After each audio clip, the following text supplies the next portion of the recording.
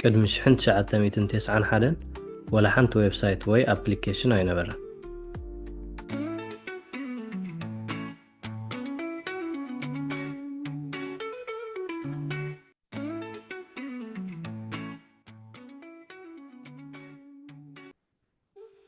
ሰላም ክቡራት ተኸታተልቲ ናይ ሎሚ መዓንቲ መደብና ኢንትሮዳክሽን ቱ HTML ተኸታተሉ። ኣብ 1970ታት ዳርፓ ዝበሃል ናይ ኣሜሪካ ናይ ዲፈንስ ሪሰርች ኤጀንሲ ኮምፒተርስ ንሓድሕዶም ኣራኺብና ከም ዝሰርሑ ንግበሮም ወይ ድማ ኮምፒተርስ ንሓድሕዶም ከም ዝራኸቡ ንግበር ዝብል ስራሕ ኣበገሰ። ዕላማ ናይዚ ድማ ኣብ ዲፈንስ ዝሰርሑ ሳይንቲስት ዝረኸብዎ ሓበሬታ ንሓድሕዶም ክለዋወጡ ወይ ድማ ሸር ንኽገብሩ እዩ ነይሩ። ካልኦት ካምፓኒታት እውን ናተን ኔትወርክ ክፈጥራ ኽኢለን። ድሒሩ ግን ዳርፓ ካብአን ሓበሬታ ክወስድ ወይ ንሰን ካብ ዳርፓ ሓበሬታ ክወስዳ ወይ ኔትወርክ ክፈጥሩ ምስ በሉ ሓደ ንኹልና ዘሰማምዕ ፕሮቶኮል ወይ ሓደ ንኹልና ዘሰማምዕ ሕጊ ክነድፍ ኣለና ብምባል ንኹሎም ዘሰማምዕ ኔትወርክ ፈጢሮም ክሳብ ዝሕጂ ንጥቀመሉ ዘለና ማለት እዩ። ኣብቲ ግዜ ግን ተን ዓበይቲ ትካላት ወይ ከዓ ተን ዓበይቲ ካምፓኒታት ጥራይ ኢንተርኔት ነይሮን። ስለዚ ውልቀ ሰባት ከም ዝጥቀሙ ዘይንገብር ብምባል ኢንተርኔት ሰርቪስ ፕሮቫይደርስ ንውልቀ ሰባት ገንዘብ ኣኽፊልና ከም ዝጥቀሙ ንግበሮም ብምባል እሚኖም ንሰብ ወይ ናይ ኢንተርኔት ኣገልግሎት ክትረኽቡ ተደሊኹም ክንዲ ዝተኸፍሉና ንሕና ከዓ ኢንተርኔት ኣክሰስ ከም ዝህልወኩም ክንገብር ኢና። ኢንተርኔት ኣክሰስ ተሃሊኩም ድማ ምስ ኢንተርኔት ኮኔክት ዝኾና ኮምፒውተራት ሓበሬታ ክትለዋወጡ ወይ ሓበሬታ ክትረኽቡ ትኽእሉ ኢኹም ብምባል ኣብዚ ግዜ እዚ ኢንተርኔት ኩሉ ሰብ ተጠቃሚ ክኸውን ክኢሎ ማለት እዩ። ስለዚ ናይ ኢንተርኔት ኣክሰስ ዘለዎም ሰባት ሓበሬታ ሸር ክገብሩ ክእሉ እዮም፣ ሓበሬታ ከዓ ክረኽቡ ክእሉ እዮም ማለት እዩ። ኣብቲ ግዜ ግን ሸር ክገብሩ እንከለዉ ሓበሬታ ኦርጋናይዝድ ዝኾነ ኣይኮነን ነይሩ። ማለት ከተንብቦን ከለሃስ ንዓይኒ ዝስሕብ ወይ ዝምስጥ ኣይኮነን ነይሩ። ኢንቨንተር ኦፍ ዘ ወርልድ ዋይድ ዌብ ወይ ድማ መሃዚ ዓለም ለኻዊ መርበብ ሓበሬታ በርነርስ-ሊ ኦርጋናይዝድ ብዝኾነ መንገዲ ሓበሬታ ሸር ንግበሮ ብምባል ንኣብነት እቲ ሸር ክትገብርዎ ደሊኹም ዘለኹም ዶኩመንት 300 ገጽ እንተኾይኑ ሃይፐር ቴክስት ግበርዎ ወይ ድማ ብሊንክ መልክዕ ግበርዎ። ስለዚ ብሊንክ መልክዕ እንተኾይኑ እንታይ ይኸውን ኣሎ ማለት እዩ፣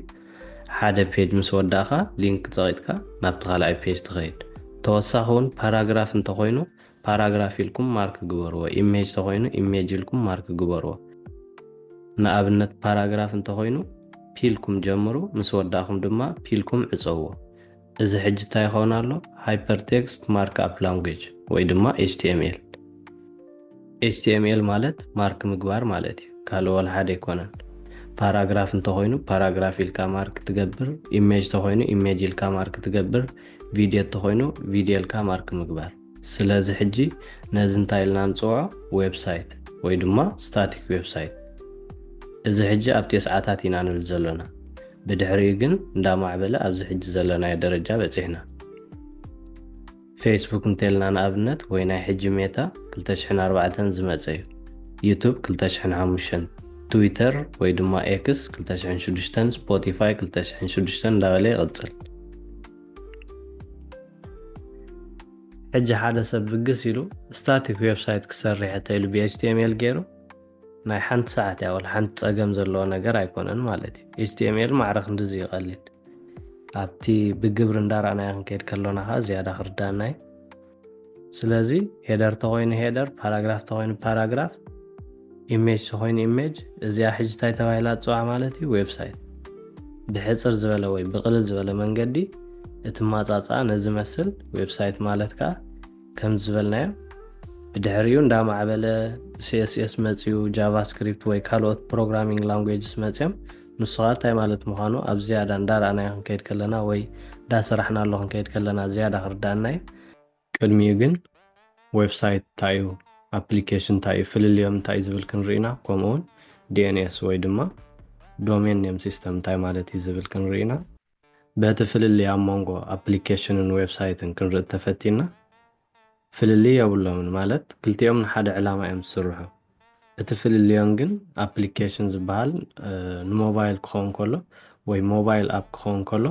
ዌብሳይት ማለት ድማ ኣብ ብራውዘርስ ዝሰርሕ እዩ ማለት እዩ። ብራውዘር ማለት ከም በዓል ክሮም፣ ኤጅ፣ ፋየርቦክስ ካልኦት እውን ማለት እዩ። اتنحنا ويب سايت مسرح زمرزنا له مخنيات ابز غزي زي زبازح حسب داونلود ايكون زغبر ابلكيشن اب جوجل كيدي سيرش يلو تزدلي ابلكيشنز تقملو ስለዚ ብዙሕ ሰብ ኣብ ጎግል ከይዱ ኣፕሊኬሽን ዝጥቀም ተኾይኑ ዌብሳይት ኣገዳሲ ክኸውን ኣለዎ ማለት እዩ ፍልልዮም ከም ዝረኣናዮ ዌብሳይትስ ኣብ ብራውዘር ዝሰርሑ እዮም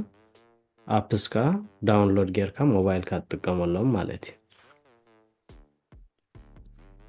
ካልእ ዲኤንኤስ ወይ ድማ ዶሜን ኔም ሲስተም እንታይ ማለት እዩ ንዝብል ኩሎም ኮምፒውተራት አይፒ ኣድረስ ኣለዎም አይፒ ኣድረስ ማለት ከምዚ እንደቂ ሰባት ንዓና ስም ዘሎና ንኮምፒውተራት ከዓ ስመን ማለት እዩ ናይ ኮምፒውተር ስም ግን ከም ናይ ሰብ ስም ኣይኮነን ናይ ኮምፒውተር ስም ቁጥርታት እዩ ወይ ኣብዚ ክሮም ከድና ንኣብነት ወይ ኣብ ጎግል ከድና አይፒ ኣድረስ ኢልና እንተፅሒፍና ኣብ ስእሊ ከም ንሪኦ ዘለና 17.172.224.47 ይብል ኣሎ እዚኣ ሕጂ ናይ ሓንቲ ኮምፒውተር አይፒ ኣድረስ እያ እዚኣ ከምኡ ናይ ካልእ ኮምፒውተር አይፒ ኣድረስ ኮምፒውተራት ሕጂ አይፒ ኣድረስናተን ቁጥርታት እዩ ንሕና ግን ከም ደቂ ሰባት ቁጥርታት ኣይርዳእናን እዩ ወይ ቁጥርታት ክንሕዞ ይንኽእልን ኢና ስለዚ እንታይ ገይሮም ኣይካን ዝበሃል ናይ ኣሜሪካ ትካል ኣሎ ናይ ትካል ስራሕ ናይ ኮምፒውተራት አይፒ ኣድረስ ምምዝጋብ እዩ ማለት እዩ እዚ ክንብል እንከሎና ግን ንዓና ከም ደቂ ሰባት ብቁጥርታት ክንሕዞ ወይ ክንሽምዶ ስለ ዘሸግረና በቲ ዝርዳእና ክገብረልና ክኢሉ ማለት እዩ ንኣብነት facebook.com ተልና ንዓና ይርዳእና ካብ 17.72.224.47 ገለ ንብል ፌስቡክ ተልና ክርዳእና ወይ ክንሕዞ ኢና ብርእስና ማለት ኮምፒውተርካ ወይ ዶሜን ኔም ክትፈጥር እንከለኻ www.facebook.com youtube.com ክንብል እንከለና በቲ ንሰብ ዝርድኦ መልክዕ ኮይኑ ኣሎ ማለት እዩ እዚ ትካል እዚ ስርሑ አይፒ ኣድረስ ምምዝጋብ እዩ ማለት እዩ አይፒ ኣድረስ ማለት ከምዚ ክንብሎ ፀናሕና ብቁፅርታት ንሕና ክንሽምድዶ ወይ ክንሕዞ ስለ ዘይንኽእል እቲ ትካል እቲ ዶሜን ኔም ንዓና ይበልና ንሕና ከዓ ከፊልና ንዕኡ ንጥቀም ማለት እዩ ከፊልና ክንጥቀም እንከሎና ግን ዳይሬክት ይኮናን ምስቲ ትካል ንዛረብ ወይ ኣብቲ ትካል ከድና ንምዝገብ ነዚ ጎልጉለት ዝህቡ ትካላት ኣለዉ ንኣብነት ከም በዓል ስኩዌር ስፔስ ንሶም እቲ ዶሜን ኔም ናትና የመዝግቡልና ወይ ኮምፒውተርና ንኣብነት ኣነ facebook.com ኢለ ከመዝግብ ተደልየ ዶሜን ኔም ሓንቲ እያ ትፍቀድ ማለት facebook.com ተኾይና በቃ ክድገም ኣይትኽእልና ስለዚ ክተመዝግብ እንከለኻ ዘይተታሕዘ ስም ክኸውን ኣለዎ ማለት እዩ ስለዚ ሓደ ዌብሳይት facebook.com youtube.com ኢልና ክንኣቱ እንከሎና እዚኦም ስኩዌር ስፔስ ዝበልናዮም ትካል ንኣብነት ናብ ኣይከን ከምዚ ዝበለ ሰብ ሓደ ዌብሳይት ከመዝግብ ደሊሎ ወይ ሓደ አይፒ ኣድረስ ከመዝግብ ደሊሎ ምስ በሎም እንተዘይተታሒዙ ሃልዩ youtube.com ኢላ ኣነ ሕጂ ከመዝግብ እንተደልየ ተታሒዙ ስለ ዘሎ ክኸውን ኣይክእልኒ ዘይተታሕዘ ተኾይኑ ግን ዩቱብ ተኾይኑ ንኣብነት ሓደ ዩዘር ዩቱብ ዝበሃል ዶሜን ኔም ከመዝግብ ደልዩ ይብሎ እቲ ስም ዘይተታሕዘ ተኾይኑ ኦኬ መዝጊበልካ ኣለኹ ይብሎ ብድሕሪኡ እቲ ስኩዌር ስፔስ ከዓ ንዓና እዚ ዶሜን ኔም ናትካ ወይ youtube.com እዚ ናትካ ኢሉ ይህበና ማለት እዩ ስለዚ ዶሜን ኔም ማለት ከዓ እዚ ማለት እዩ ናይ ኮምፒውተር ኣድራሻ ቁፅሪ እዩ ግን ንሕና ቁፅሪ ክንሕዞ ስለ ዘይንኽእል በቲ ዝርዳእና መልክዕ ካብ 17.224.47 ኢልና ንፅሕፍ facebook.com ተኾይና ዛ አይፒ ኣድረስ ፌስቡክ ተልና እንተፅሒፍና ከም ዝመፀልና ገይርልና ማለት እዩ ስለዚ ኩሎም ዌብሳይታት ኣብዚ ኣይካን ንብሎ ዘለና ትካል ዝተመዝገቡ እዮም ማለት እዩ ዲኤንኤስ ማለት ነዚ መስል ወይ ዶሜን ኔም ሲስተም ማለት እዚ እዩ ማለት እዩ ሕጂ ቀጥታ ናብ HTML እንታይ ምዃኑ ወይ ድማ ኮድ ከመይ ጌርና ንፅሕፍ ዝብል ክንከይድ ኢና ኣብዚ ኣብ VS ኮድ ብቐዳማይ ዘውረድናዮ ኣብ ራይት ክሊክ ጌርና ወይ ክሊክ ጥራይ ጌርና ኒው ዊንዶው ኢለ ኣለኹ ሕጂ ኣነ ስለዚ ነዚ ዝመስል ይኽመፀና መጀመርያ ንዓኹም ተኣምኖ ዲኻ ወይ ዲዩ ትረስ ገለ ዝብል ክመፀኩም እዩ ኦኬ ወይ የስ ገለ በሎ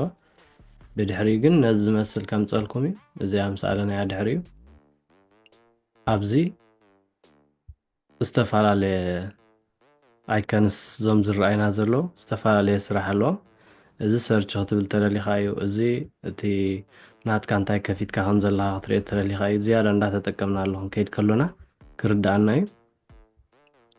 ኣብዚ ተኸድና ኤክስቴንሽንስ ክነውርድ ተደልና ኢና ማለት ነቲ ኮድ ክንፅሕፍ ከለና ዘሳልጡልና ወይ ድማ ዘቃልሉልና ነገራት ማለት እዩ።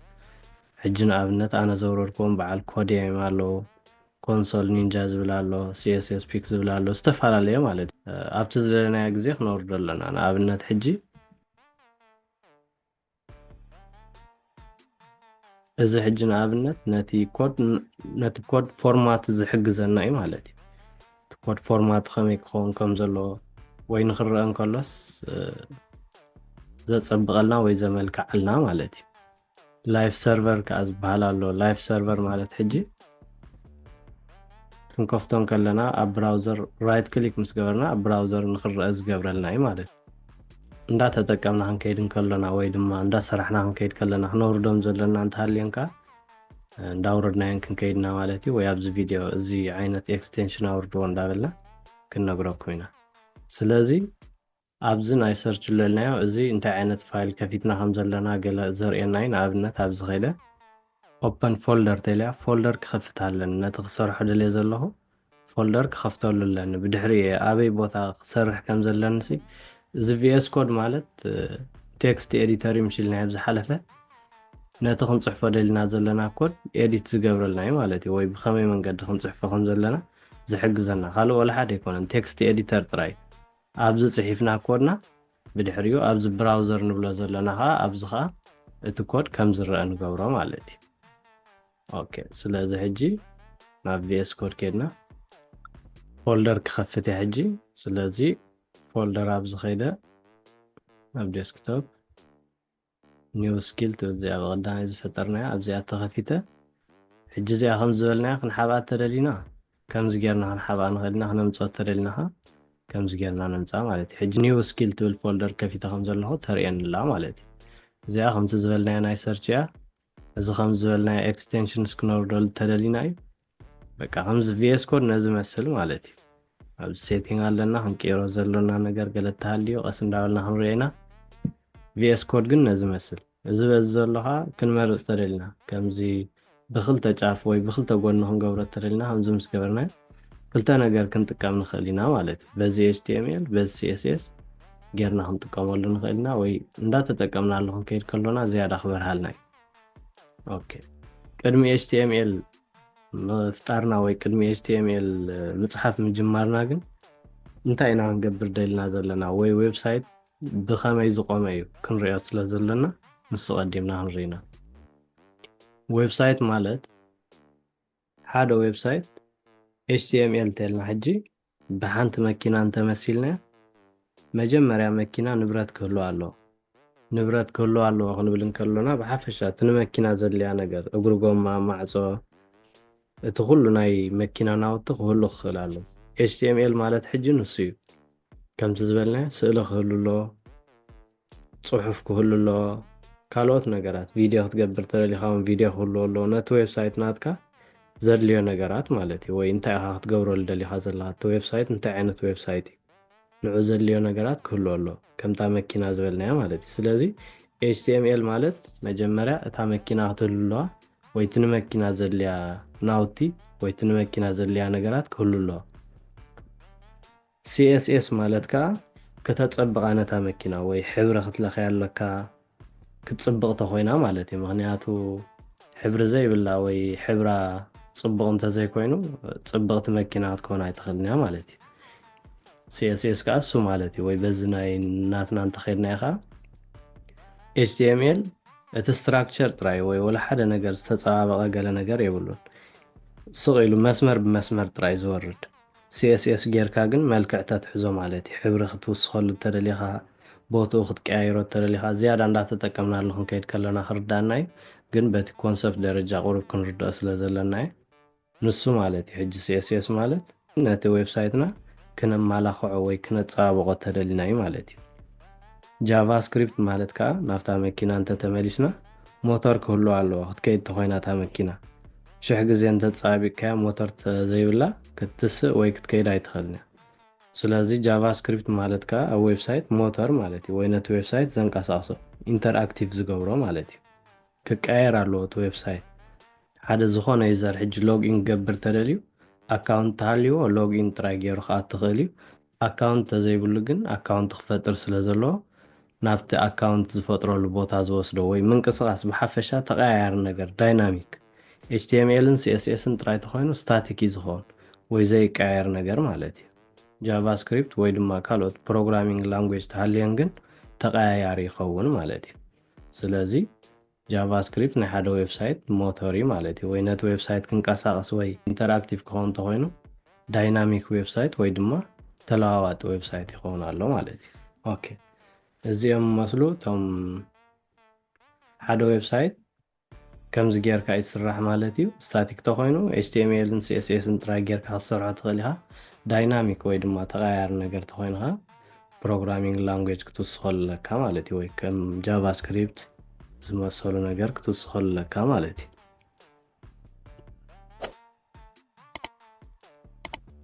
ኦኬ ሕጂ ብኤችቲኤምኤል ንጀምር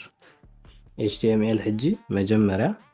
ፎልደር ዲና ክንፈጥር ደሊና ዘለና ፋይል ክንፈልጥ ክንክእል ኣለና ስለዚ ፋይል ተኾይና እዛ ቀዳመይቲ ኣብኣ ሆቨር ምስ ገበርና ወይ እታ ከርሰር ኣብዚኣ ምስ ዕረፍና ኒው ፋይል ይብለና ኣሎ ፎልደር ተደሊና ከዓ ኒው ፎልደር ሕጂ ክልቲኦም ብሓንሳብ ክንፈጥሮም ተደሊና ሾርትካት ሕጂ እዚ ሾርትካትስ ብዙሕ ኮድ እንዳገበርና ክንከይድ ከሎና ኣነ ዝጥቀመሎም ክትጥቀምሉ ትኽእሉ ኢኹም ምክንያቱ ንስራሕና ስለ ዘቃልለልና ወይ ዘቃላጥፈልና ማለት እዩ ፎልደርን ፋይልን ክፈጥር ተደሊ ኣነ ሕጂ ኣብዛ ፋይል ፀቂጠ ክልቲኦም ክፈጥሮም ክኽእል እየ ብክልቲኡ መንገዲ ክገብር ይኽእል እየ ኣብዚ ፎልደር ፈጢረ ድሓር ፋይል ክፈጥር ይኽእል እየ ኣነ ግን ክልቲኦም ብሓንሳብ ክፈጥሮም ተደልየ ንኣብነት ኣብዚኣ ከይደ መጀመርያ ናይቲ ፎልደር ስም ክፈጥር እየ HTML ቱቶሪያል ክብሎ እየ ስላሽ ገይረ ሽዑ ናይቲ ፋይል ስም ክፈጥረሉ እየ index.html ዋላ ክብላ እየ ዳት ምስ በልና ሕጂ ድሕሪ ዳት ዝመፅእ ነገር እዩ ነቲ ፋይል መግለፂ ወይ መለለዩ ምሽልና CSS ተኾይኑ ዳት CSS ክንብል ኢና ንሕና ግን HTML ስለ ዝደለና ዳት HTML ክንብሎ ኢና ማለት እዩ ስለዚ ፎልደርን ፋይልን ብሓደ ግዜ ፈጢረ ኣለኹ ማለት እዩ እዚኣ ፋይል ሕጂ ኣብ ውሽጢ እዛ ፎልደር ኣላ ሓንቲ HTML ፈጢርና ኣለና ማለት እዩ ሕጂ መጀመርያ ንገብሮ ዶክ ታይፕ ወይ ናይቲ ዶክመንት ታይፕ እንታይ ዓይነት ምዃኑ ክነፍልጥ ስለ ዘለና ከምዚኣ ጌርና ዶክ ታይፕ ኢልና HTML ክንብላ ኢና ማለት እዩ ስለዚ ዶክ ታይፕ ናይዚኣ HTML ወይ HTML ኢና ክንፈጥር ደሊና ዘለና ንብሎ ኣለና ማለት እዩ ንብራውዘር بدحريو HTML إلنا مساعد صناعة أبز وشت يحج زخانة نجار أبز وشت HTML أتخون كل نجار كل نصحفه نجار أبز وشت HTML أو وشت HTML نوعله هيدرن بعدين زول لنا وهيدرن بورين لنا نابنت هيد تلنا إذا هيد حج نمتى أتضمنا نايتي ويب سايتنا تايتل ወይ ካልኦት ሊንክ ናይ CSS ሊንክ ዲገለ ክነተሓሕዞ ስለ ዘለና እንዳሰራሕና ኣለኹ ከይድ ከሎና ዝያዳ ግልጽ ክኾነልና ግን ዝኾነ ነገር ምዚ ክነተሓሕዞ ዝደለና ወይ ኣብዚ ዌብሳይትና ክንእትዎ ዝደለና ነገራት ኣብዚ ሄድ ኢና ንእትዎ ወይ ኣብዚ ሄድ ዝብል ዘሎ ጽሑፍ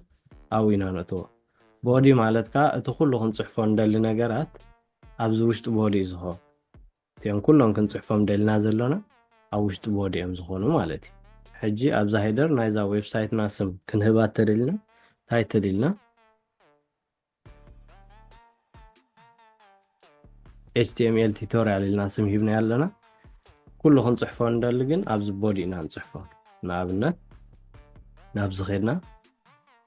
هيدوان إلا زيهم هيدوان هيد تو انتاي مالت مهانو دا برهانا يهن كيدنا ولا بتزغط الفيديو زخينو حانا حجي هيدوان إلا hello world تلنا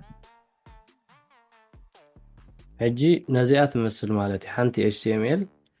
كمزي عينة ملكع وي كمزي عينة قرصي زلوها مالتي مجمريا دوك تايب HTML مهانا نقرا لنا بدحريو HTML لنا كل نقر ابزا وشت HTML زخيد او وشت ادما كلتا هيدن بعدنا لها مالتي او وشت زا HTML تهيد زلزلو لينك تات نتوليو زباد زلزلها كله تخنصحفو ديلنا زلنا كود ابز وشتينا نصحفو مالتي حجي براوزر كدليناي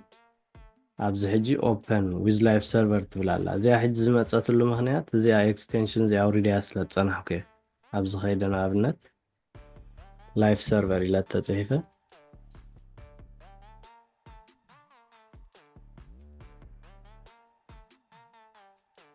أنا إنستول تتخون زي أو إذا أنت زي تقول نيرا زي أبزي open with live server تلزلا إما تساتن نيرا بس تحت زلا open with live server تلزلا إما تساتن نيرا حجي قلنا أنا إنستول سلزقا ورقا كسر حليك إلى الله مالتي نصون كا إنستول كتقوروا على لكم كاواتاون أبزم تساقطناون open in default browser ون كنبلانا خلينا أبز خلنا ريزلنا ويدما شورتكات كنتقام نخلينا كنترول لنا حدا تساقطنا براوزر كخفتلنا خليو بزح نگرات مالتي كنترول لنا اكس تساقطنا خمس بزحلف زرعنا شورتكاتس ون أقدستيهم مالتي سلازي أنا حجي open in default browser كبلا قدميو زهون عينت براوزر كنتقام نخلينا باي ديفولت أب ويندوز ايجي زمت كنكيرو تدلنا أب سيتين كيرنا كنكيرو نخلينا ناب كروم أنا حجي كروم يزبط مهنياتو أب ستورينا ولا هانتي بزح كستاي يقولون بزح ناي ادفرتايزنج نجر وي فيديوتات زينا قال بزح ولا حدا يقولون صوفوا فيه مالك بخوم أنا حجي كروم فوتو أب إيش تخيلنا حجنا أبنت يجي لنا انتخيلنا أبزي بزح نجرات على بزح حجي زينا قال له مالتي سلازي أنا حجي إيش هاي تكامني وي بزح أي فوتواني زي كرونجن دس زبل ولا حدا نجر يقولون أبزي ديفولت براوزر كنكيرو ترلنها وي كاب ايج ناب كروم كنكيرو وي كاب كروم ناب ايج ناب استفعل عينت براوزرز كنكيرو ترلنها اب سيتين كيرنا اب زي ابس تلزلا مسكرنا ديفولت ابس زبلالو بزي اب ام تسقطنا حشعو set defaults for application يبلنا له حجنا ابنت كروم تدلينا جوجل كروم يبلنا له ام تسقطنا ابز حجي كروم HTML دوكمنت بناتي حجني HTML كروم سلازلو باي ديفولت كروم يزلو كنكيرو تدلنا كن حجنا ابنت HTML كخفت كله كاب كروم ناب كاد تدليو وي PDF كخفت كله بكروم زي كون BH وي قالت تدليو زي اخيده كليك مسولكوا بدحري خابزيوم مريصه كغورا خلي فايربوكس ديدلي بريف ديدلي H ديدلي شو كليك مسكوركوا حجنا ابنت ذا H تدلي set ديفولت مسولكوا PDF كخفت كله دحريو بኤች ይኸውን ማለት እዩ ኣነ ግን ብክሮም ስለዝደልየ ብክሮም ገይረ ኣለኹ ስለዚ ካብ ኤች ናብ ክሮም ክትቀይርዎ ተደልይኹም ከዓ ኣብዚ ኸይድኩም ክትቀይርዎ ትኽእሉ ኢኹም ማለት እዩ ሕጂ ናብ HTML ተመሊስና ኣለና ክንከፍታ ተደሊና ሕጂ ከምዛ ዝበልና ላይቭ ሰርቨር ክነውርዳ ኣለና ኦፕን ዊዝ ላይቭ ሰርቨር ክንብላ ባይ ዲፎልት ወይ ኦፕን ኢን ዲፎልት ብራውዘር ተልናያ ግን ዝኾነ ክንከፍት እንከለና ወይ ሓደ ግዜ ንኣብነት እዚኣ ኸይደ ኣብኣ ኸይደ ምስ ከፈትኩዋ نزيئة تمثل هيلو وورلد تبل مجالة أبزخا HTML tutorial ويتا تايتل نابنت يوتيوب متصادنا مش أبزي يوتيوب زولي مجانا وي جوجل متصادنا جوجل زولي مجانا فيسبوك متصادنا فيسبوك تبتلع الزوها بسم نايت ويب سايت نايزي مالتي HTML tutorial تبزلو أبوري تصحفنا يخا هيلو وورلد تبل تصحفنا لنا هجزيا حانت ويب سايت صريحنا لنا مالتي سلازي أبزخيرنا حجي open in default browser إلنامش سلازي أبز خيرنا حج زخون أنت غيرنا refresh كنبلا لنا مالتي نابنت بهير تغيره hello world مسوالكو أبزي تغيرن زلو لا open with live server إلنانيرنا أنت نخون automatically يغير بعلو مالتي زخون أمس كيرنا أبز خا يغير لنا ويابز براوزر كا يغير إذا open in default browser تلناغن refresh كنبلا لنا نزي مالتي اجزاء ريفرش مسوالكوا ابز مصال سلاذا 10 غيزه ريفرش كاب نبل ذا لايف سيرفر تبل اكستنشن اوريدنا بدحريو اوبن ويز لايف سيرفر تلنا اجي اوبن ويز لايف سيرفر مسوالكوا ابزا تخفيتالا زانا حجي تا اوبن ويز ديفولت براوزر كازي اتمثل ابزا خيده حجي زخونه هيد سر تيلياخا ابز هيد سري لها هيلو وورلد تيلا اجي اوتوماتيكال زياب على تغيير ريفرش كيبلكوا ابز خيدنا انترينا يغن ريفرش كساب زي بلكوا اي تغيرنا سلازم نقومينا اوبن ويز لايف سيرفر ويزا لايف سيرفر تول اكستنشن نتقم مالتي دا حج ريفرش مسوالكوا كيره اوكي حانت حجي حانت ستاتيك ويب سايت ወይ ሲምፕል ዌብ ሳይት ሰሪሕና ኣሎና ማለት እዩ ካልእ እዚ ቪኤስ ኮድ ከምቲ ዝበልናዮ ቴክስት ኤዲተር እዩ ዝተፈላለዩ ዓይነት ቴክስት ኤዲተርስ ኣሎ ከም በዓል ሳብላይን ኣሎ ዝተፈላለዩ ኣለዎ ማለት እዩ ሕጂ ከዓ ብናይ ቲክቶክ ካምፓኒ ወይ ነቲ ቲክቶክ ዝሰርሐ ካምፓኒ ዝሰርሖ ሓድሽ ቴክስት ኤዲተር ሶፍትዌር ኣሎ ማለት እዩ ኣነ ብዙሕ ኣይረኣኽዎን ዘለኹ ሓድሽ እዩ ዘገድሰና እንተኮይኑ ወይ ካብ ቪኤስ ኮድ ንሱ ጠቃሚ ኮይነ እንተረኺበ ኣብዚ መፅእ ክንጥቀመሉ ኢና ግን ቴክስት ኤዲተር ማለት በቃ ወላ ሓደ ይኮነን ካልእ ነቲ ትፅሕፎ ዘለካ ኮድ በቲ ንዓኻ ደስ ዝብለካ መልክዕ ገይሩ ዘቕርበልካ ኣይና እዩ እቲ ገዳሲ ነገር ወይ ነቲ ኮድ ክትፅሕፍ ከለካ ኣይና እዩ ብቁልጡፍ መንገዲ ክትፅሕፈልካ ዝኽእል ወይ ብቁልጡፍ መንገዲ ንዓኻ ሓገዛት ክገብረልካ ዝኽእል ዝብል እዩ ማለት እዩ ሕጂ ንኣብነት ኣነ ኣብዚ ክሊክ ገይረ ምስ ዘበልኩ ኣብዚ ባዕሉ ክፅሕፈለይ ይብል ኣሎ ገሚቱ ማለት እዩ ስለዚ ከምኡ ብዙሕ ነገራት ካልእ እውን ኣለዎ ግን ቴክስት ኤዲተር ካብ ሓደ ቴክስት ኤዲተር ናብ ካልእ ዝፈላለየሉ ምክንያት ዝተፈላለዩ ዓይነት ብቕዓት ወይ ዝተፈላለዩ ዓይነት ነቲ ዩዘር ዝጥዕም እንተኮይኑ እዩ ማለት እዩ እዚ ንብሎ ዘለና ሓድሽ ሶፍትዌር ሕጂ ኮድ እውን ባዕሉ ክፅሕፈልካ ይኽእል እዩ ገለ እዩ ዝበሃል ዘሎ ስለዚ ንሕና ድሓን በዚ ቪኤስ ኮድ ዋላ ክንቅፅል ኢና ነቶም ጀመርቲ እቲ ኩሉ ሓሳብ ክርዳእኩም ስለ ዘለዎ ብድሕሪኡ ምስ ተረዳእካ ግን ከምቲ ትደልዮ ጌርካ ወይ እቲ ንዓኻ ብሓፂር ግዜ ክሰርሓልካ ዝኽእል ክትጥቀም ትኽእል ኢኻ ማለት እዩ ሕጂ ድማ እዚኦም ታግስ ከመይ ኢና ንጥቀመሎም ዝብል ክንርኢ ኢና መጀመርያ HTML ብከምዚ እዩ ዝቐውም ኢልና እዚ ካልእ ዓይነት ተዝኸውን CSS ወይ ኖት ተዝኸውን ወይ ካልእ ከምዚ ዓይነት ስትራክቸር ወይ እዚ ሕብሪ እዚ ከምዚ ምኾነ ነይሩ እዚ ባዲ ገለ ዝብል ዘሎ ከምዚ ዓይነት ሕብሪ ምኾነ ነይሩ ንኣብነት ኖት እንተጌርናያ እዚኣ ወይ ናብ ኖት እንተቐይርናያ እዚ ኩሉ ፅሕፈት ፃዕዳ እዩ ዝቕየር ምክንያቱ ከም ኖት ኢሉ ስለ ዝወስዶ ማለት እዩ ንኣብነት ኣብዚኣ ኸይድና ክንቀይራ ተፈቲና ራይት ክሊክ ጌርና ኣብዚ ሪኔም ዝብል ዘሎ ኸይድና እዚኣ ሞ ኢንዴክስ ክንቀይራ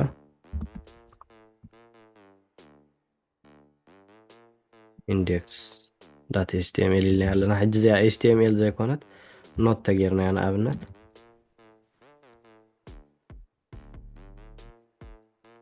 ሕጂ እቲ ፅሕፈት ዋላ ፃዕዳ ተቐይሩ ምክንያቱ ሕጂ እንታይ እዩ ዝመስሎ ዘሎ እዚ ኖት ኢና ልናዮ ዘለና ድሕሪ ዳት ዘሎ እዩ ዝገልፆም ሽልናዮ ስለዚ ሕጂ ከም ኖት ወሲድዎ ኣሎ HTML ዝነበረ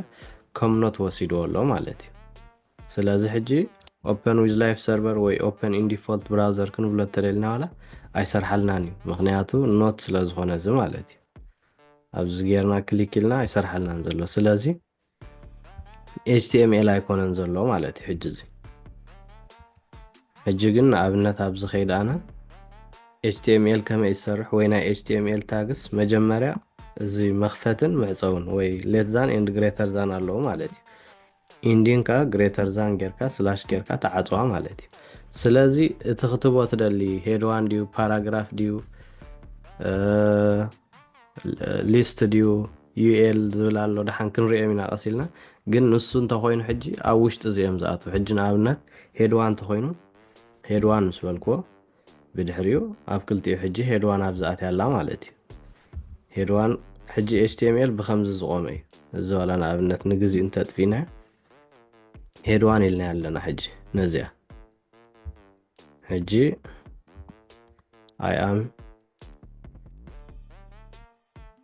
I am heading ተልና ሕጂ ነዚኣ ወይ I am header ተልና I am heading one ተልና ሕጂ እዚኣ ሕጂ HTML እዚ ሕጂ ክንብሎ ደሊና ዘለና እንታይ ሄድ ወይ ካ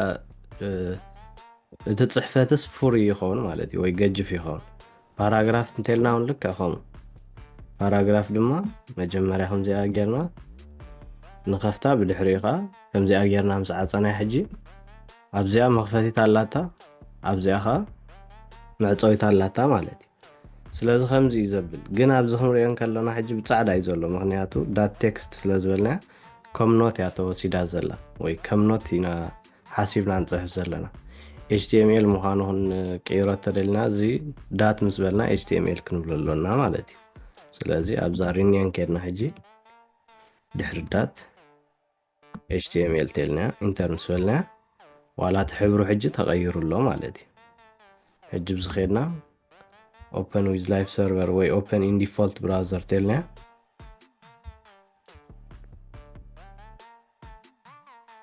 ኣብዚ ኸይድና ምስ ረኣናዮ ሕጂ እዚ ከም ዝበልናዮ ገጅፍ ወይ ከዓ ብፅልም ዝበለ ክኸውን እዩ ምሽልናዮ ሄድዋን ስለ ዝኾነ እዚኣ ሕጂ ሄድዋን ኣያም ሄዲንግ ዋን ይብለና ኣሎ ኣብዚ ከዓ ኣያም ፓራግራፍ ትብል መፅያትልና ኣላ ማለት እዩ ስለዚ ኤችቲኤምኤል ብከምዚ እዩ ዘብል ግን ከምቲ ኣብቲ ዝሓለፈ ቪድዮ ዝበልናዮ ከምዚ ይኮነን ስትራክቸሩ ወይ ብከምዚ መልክዕ ኣይኮነን ክፅሓፍ ዘሎ ብከምቲ ብቀዳማይ ዝገበርናዮ ወይ ብከምቲ ብዝሓለፈ ቪድዮ ዝገበርናዮ እዩ ክፅሓፍ ዘሎ ስለዚ እዚኣ ፀቂጥና ታብ ተፀቂጥና ብሓፂር ኣገባብ ክትፅሕፈልና ትኽእል እያ ወይ ከዓ ከምቲ ብቀዳማይ ዝገበርናዮ ጌርና እውን ክንፅሕፎ ንኽእል ኢና ስለዚ እዚኣ ከምዚኣ ጌርና ፀቂጥና ታብ ምፀቐጥና ነዚኣ ትመስል ተምፀልና ማለት እዩ ብድሕሪኡ እዚ ታይትል ዶኩመንት ትብል ሂባትልና ኣላ ንሕና ግን ማይ ፈርስት ዌብሳይት ዋላ ክንብላ ኢና ወይ ማይ ፈርስት ዌብ ፔጅ ኢልና ኣለና ታይትል እዩ ማለት እዩ ሕጂ እዚ ሕጂ ብዚ ኢና ክንፅሕፎ ዘለና ትንደልዮ ማለት እዩ ከም ተቐዲምና ዝበልናዮ መጀመርያ መኽፈቲ ክትገብረሉ ኣለካ ብድሕሪኡ ከዓ መዕፀቡ ማለት እዩ ብከምዚ ዝቆመ እዩ ማለት እዩ ብድሕሪኡ ፓራግራፍ ድዩ ሄድ ዋን ድዩ ሄድ ቱ ድዩ እንዳበልና ከዓ ንእትወሉ ማለት እዩ ሕጂ ንኣብነት ሄድ ዋን እንተኢልናያ ሄድ ዋን ኢልና ኣለና this is my first web page ተኢልናያ ብድሕሪኡ ኣብ ብራውዘር ከድና እንተሪናያ እዚኣ ክተውፀልና እያ ማለት እዩ ሕጂ ሄድ ዋን ሄድ ቱ እንዳበልካ ክሳብ ሄድ 6 እዩ ዘሎ እቲ ፍልልዮን ከዓ ሄድ ዋን ገጅፍ መልክዕ ወይ ብፍሪ ዝበለ የውፀልና ሄድ ቱ ካብኡ ቁሩብ ደቂቕ ዝበለ ሄድ ስሪ ከዓ እንዳደቐቐ ከምኡ እንዳበለ የውፀልና ማለት እዩ ሕጂ ኩሎም ንኣብነት ካብ ሄድ ዋን ጀሚርና ክሳብ ሄድ 6 ክንከዶም ተፈቲና ነዚኦም መስሉ ማለት እዩ ካብ ሄድ ዋን ጀሚሮም ክሳብ ሄድ 6 ኣብ ብራውዘር ከድና ሕጂ ኦፕን ዊዝ ላይፍ ሰርቨር ተኢልና ላይፍ ሰርቨር ኣብዚ መፀትለይን ዘላ ስለዚ ኣብዚ ኸይደ ላይፍ ሰርቨር ያ ኣን ኢንስቶል ኮይና ፀኒሓ ኢንስቶል ክብላ ስለዚ ሕጂ ኣብዚ ኸይደ ኦፕን ዊዝ ላይፍ ሰርቨር ተኢልያ ነዚ መስል ማለት እዩ ሄድ ዋን ከምቲ ዝበልናዮ ብፍሪ ዝበለ ውፅኢልና ኣሎ ሄድ ቱ ካብኡ ደቕ ዝበለ ሄድ ስሪ ከምኡ እንዳበለ ይኸይድ ማለት እዩ ከምዚ እንዳበለ ካብ ሄድ ዋን ክሳብ ሄድ 6 ኣሎ ሕጂ እዚ ሕጂ ታዩ እቲ ፅሕፈት እንዳደቐቐ ይኸይድ ኣሎ ማለት እዩ ሄድ ዋን ተደሊኻ ፍሪ ዝበለ ተደሊኻ በዚ ትገብሮ ሄድ ቱ ተደሊኻ በዚ ሄድ ስሪ ተደሊኻ በዚ ማለት እዩ ክንሪኦም ከለና ኩሎም ግን ኦፕኒንግ ከምኡውን ክሎዚንግ ኣለዎም ማለት እዩ መኽፈትን መዕፀውን ሲ ኣለዎም ከምዚ በቃ ኤችቲኤምኤል ዝኸውን ከምዚ ኢኻ እቶም ታግስ ክትጥቀመሎም ከለኻ መጀመርያ መኽፈቲ ክህልዎም ኣሎ ብድሕሪኡ ከዓ መዕፀው ማለት እዩ ሓደ ሓደ ግን ኣሎ ብሓደ ግዜ ጥራይ ዝውድኡ ንኣብነት ብሬክ ኣሎ ሕጂ ብሬክ ሕጂ ኣብዚ ኸድና እንተሪእናዮ ብሬክ ሕጂ እንታይ ዝገብረልና ቦታ የግፋሓልና ማለት እዩ ብሬክ ሕጂ መዕፀው የብሉን ወይ ብሬክ ክትጥቀም ተኮይንካ ቢአር ጥራይ ኢልካ ንኣብነት ከምዚኣ እዩ ዝብል ማለት እዩ ኦፕኒንግ ጥራይ ዘለዎ ምክንያቱ ብሬክ ሲ ቦታ ክኸፍተልካ ስለ ዝኾነስ ካብዚ ክሳብ ኣብዚ ኢልካ ትውስነሉ ቦታ የለን ስለዚ ሓደ ሓደ በዓል ብሬክ ኣሎ ሆሪዞንታል ኣሎ ሆሪዞንታል ከዓ መስመር ክገብረልካ ማለት እዩ ሕጂ ንኣብነት ኤችአር ተኢለ ሆሪዞንታል ማለት እዚ ሕጂ እዚኦም ክሎዚንግ የብሎም ወይ ከምዚ ንሪኦም ዘለና ብሓደ ግዜ ጥራዮም ምስ ተኸፈቱ ኣብኣ ጥራዮም ዝውድኡ ዘሎ ሕጂ ውሕዳት ኣለዎ ከምዚ ኢሜጅ እውን ኣሎ ምዝኦም እቶም ዝበዝሑ ግን ዳርጋ ኩሎም ክንብል ንኽእል ኢና ግን ተኸፊቶም ድሓርካ ምስ ወዳእኻ ከዓ ኣብዚ ወዲእ ኣለኹ ኢልካ ተዓፅዎም ማለት እዩ ሕጂ ብሬክን ሆሪዞንታልን ከምኡውን ኢሜጅ ውሕዳት ኣለዎ ካልኦት ምስ ተኸፈቱ ጥራይ ብኡ ዝውድኡ ማለት እዩ ሕጂ እዚኦም ከድና እንተሪእናዮም ብሬክ ሕጂ ቦታ ከክፍሓልናዮ እዚ ኤችአር ዝብል ወይ ሆሪዞንታል ዝብልካ መስመር ክሕንፀልና እዩ ማለት እዩ ኣብኡ ከድና እንተሪእናዮ ሆሪዞንታል ኣብዚ መስመር ሓንፂፃትልና ኣላ ብሬክ ከዓ ኣብ መንጎ እዚኣን ኣብ መንጎ እዝን ዘሎ ፍልልይ ኣክፊሕልና ኣሎ ማለት እዩ ስለዚ ኤችቲኤምኤል ታግስ ሕጂ እዚኦም ንሪኦም ዘለና ክሳብ ሕጂ ናይ ሄዲንግ ኢና ክንርኢ ፀኒሕና እቲኦም ኤችቲኤምኤል ታግስ ኩሎም ክንሕዞም ኣይንኽእልና ወይ ኩሎም ክንሽምድዶም ኣይንኽእልና ምክንያቱ ብዙሓት ኣለዉ ዘየገድሱና እቶም ዘገድሱና ግን ክንሪኦም ኢና በዓል መን ምዃኖም ትንክፍ ትንክፍ እንዳበልናዮን ክንሓልፍ ኢና ምክንያቱ ኤችቲኤምኤል ታግስ ብዙሓት እዮም እቶም ዝበዝሑ ከዓ ኣየገድሱናን እዮም ማለት እዩ ወይ 9% ዲቨሎፐር ተኢልናሲ እቲኦም 10% እዩ ዳርጋ ዝጥቀም ስለዚህ ኣብዚ ኸድና ሕጂ ተሪእናዮም ንሶም HTML ታግስ ተልና ኣብዚ ኸድና እንተሪእናዮም ሕጂ እዚኦም መስሉ ማለት እዩ ኤ ዝብል ኣሎ ሕጂ ዲፋይንስ ኤ ሃይፐርሊንክ ብለና ኣሎ ሊንክ እዚ ኣብዚ ምሽ ሊንክ ሕጂ ንኣብነት ዝኾነ ሊንክ ፀቒጥካ ምሽ ትኸይድ እዚኣ ንኣብነት ኣብዚ ዘላ ኣብዚ ምስ ከድኩ ሕጂ ናብ ካልእ ቦታ ምሽ ወሲዳትን ከምኡ ማለት እዩ እዚ አንከር ማለት ክንሪኦ ኢና ዝያዳ እንዳተጠቀምናሉ ስለንኸይድ ካብዚኦም ግን ኣነ ተጠቂመሎም ዘይፈልጥ ብዙሓት ኣለዉ ዘይፈልጦም ዋላ ቅድሚ ሕጂ ማለት ኣብዚ ኣውድዮ ይብላ ኣሎ ሕጂ ኣውድዮ ወይ ሳውንድ ኮንተንት ክትእትቶ ኮንካ እዩ ኣለዎ ማለት እዩ እዚኦም ንሪኦም ዘለና ሕጂ ናይ HTML ብጣዕሚ ብዙሓት ኣይኮኑን ውሕዳት እዮም ግን ነዚኦም ክሽምድድ ዝኽእል የለን ወይ ነዚኦም ዝሽምድዶም ሰብ የለን መምስ ኣድለየ ጥራይ ይጥቀመሎም ማለት እዩ ስለዚ መምስ ኣድለዩና ክንጥቀመሎም ኢና እቲኦም ኣገደስቲ ንብሎም ግን እቲኣ ትመፅእ ቪድዮ በዓል መን ምዃኖም ከመይ ጌርና ንጥቀመሎም ዝብል ክንርኢና ወይ ንምንታይ እዮም ዘገልግሉና ዝብል ክንርኢና ማለት እዩ ግን ናይ HTML ታግስ ነዚኣ መስሉ እዚኦም እዮም ብጣዕሚ ብዙሓት ኣይኮኑን ግን ነዚኦም ኣብ ምሽምዳድ ግዜና ነጥፍኣሉ የብልናን ወይ ነዚኦም ዝሽምድድ ሰብ የለን ስለዚ እቲኦም ዘድልይኻ ምስ ፈለጥካዮም ብድሕሪኡ ክትውስኸሉ ዘለካ ነገር ተሎኻ እንዳወሰካሉ ትኸይድ ማለት እዩ ስለዚ ሄዲንግ ክሳብ 6 በፅሑ ኢልናዮም ሄድ 1 ትዝለዓለ እዩ ወይ ትፅሕፈት ብፍሩይ መልክዕ ክኾነልካ እተደሊኻ ሄድ 2 ካብኡ እንዳተሓቱ ይኸዱ ማለት እዩ ስለዚ ኩሎም ነገር ተኸፊቶም ብድሕሪ መፀውለዎም ማለት እዩ ሓደ ሓደ ግን ከም በዓል ብሬክ ከም በዓል ሆሪዘንታል ከም በዓል ኢሜጅ ከዓ ሓንሳብ ምስ ተኸፈቱ ብኡ ጥራይ ይውድኡ ማለት እዩ ስለዚ ፓራግራፍ ተደሊና እውን ከምኡ ልክዕ ሕጂ ንኣብነት እዚ ሾርት ካት ከዓ ካብ ከምዚ ጌርና ንፅሕፎም ሽዑ ፒልና ከምዚ ጌርና ንዓፅዎ ገለ ብሕፅር ዝበለ መንገዲ ነቲኣ ፓራግራፍ ክንፅሕፋ ተደሊና ፒልና ምፅሓፍና ሽዑ እዛ ታፕ ምፀቐጥና ፓራግራፍ ሽዑ ባዕላ ትፅሕፈልና ማለት እዩ ስለዚ ፓራግራፍ ከዓ ነዚኣ ትመስል እዚ ባዕሉ ፅሕፈልና ወይ ከምዚ ንዓይ ዝገብረለይ ዘሎ ሕጂ ባዕሉ ክፅሕፈለይ ይሓስብ ኣሎ ገሚቱ ምሽ ከምኡ ክገብረልና እንተደሊና ከዓ ሓንቲ ኤክስቴንሽን ኣላ ኣውቶሪኔም ትብል ስለዚ ኣውቶሪኔም ምስ በልና ሕጂ እዚኣ ትመስል ማለት እዩ እዚኣ ኢንስቶል ግበርዋ እዚኣ ሕጂ ንምንታይ እያ ትሕግዘና ነቲ ዝቕፅል ሓሲባ ወይ ገሚታ ክትፅሕፈልና ትኽእል ማለት እዩ ወይ ትሕግዘና ንኣብነት ኣነ ፒ ምስ በልኩሲ ሽዑ ታብ ጥራይ ትፀቅጥ ታብ ምስ ፀቐጥኩ ሽዑ ፓራግራፍ ፅሒፋትለይ ኣላ ማለት እዩ ስለዚ እዚኣ ኤክስቴንሽን እዚኣ ከዓ ኣውርድዋ ኢኹም ሕጂ ብራውዘር ኬድና እንተሪእናዮ ፓራግራፉን ልክዕ ከምኡ ፅሒፋትልና ኣላ ማለት እዩ ኣብዚ this is my 7th web page ትብለና ኣላ ማለት እዩ ስለዚ ሕጂ ሓንቲ ዌብ ፔጅ ሰሪሕና ኣለና ማለት እዩ ሕጂ ድማ ቶም ኮመንድ እንጥቀመሎም HTML ታግስ ክንርኢና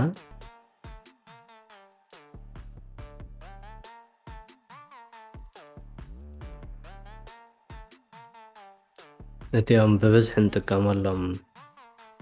HTML ታግስ እዚኦም መስሉ ማለት እዩ ካልኦት እውን ኣሎ ከምቲ ዝሓለፈ ዝረኣናዮ ብዙሓት እዮም እቶም ብብዝሒ እንጥቀመሎም ግን ነዚኦም ዝመስሉ HTML1 HTML2 እንዳበለ ኣብዚ ግዜ እዚ HTML5 ይበፅሕ ዘሎ ስለዚ እንዳማዕበለ መፅኡ ማለት እዩ ወይ እንዳተመሓየሸ ክውስኽ ዘሎ እንዳተወሰኸ ክመዓራር ዘሎ መጀመርያ ክመፅእ ከሎ ብሊንክ መልክዕ ጥራይ ግበርዎ ይዝብል ነይሩ ምሽልና ወይ ብሊንክ መልክዕ ጌርኩምስ ኣተሓሕዝዎ ዝብል ነይሩ ምሽልና ብድሕሪ ግን HTML2 HTML3 እንዳበለ ሕጂ HTML5 በፅሕ ኣሎ ማለት እዩ ሕጂ ብብዝሒ ንጥቀመሎም ታግስ ነዚኦም መስሉ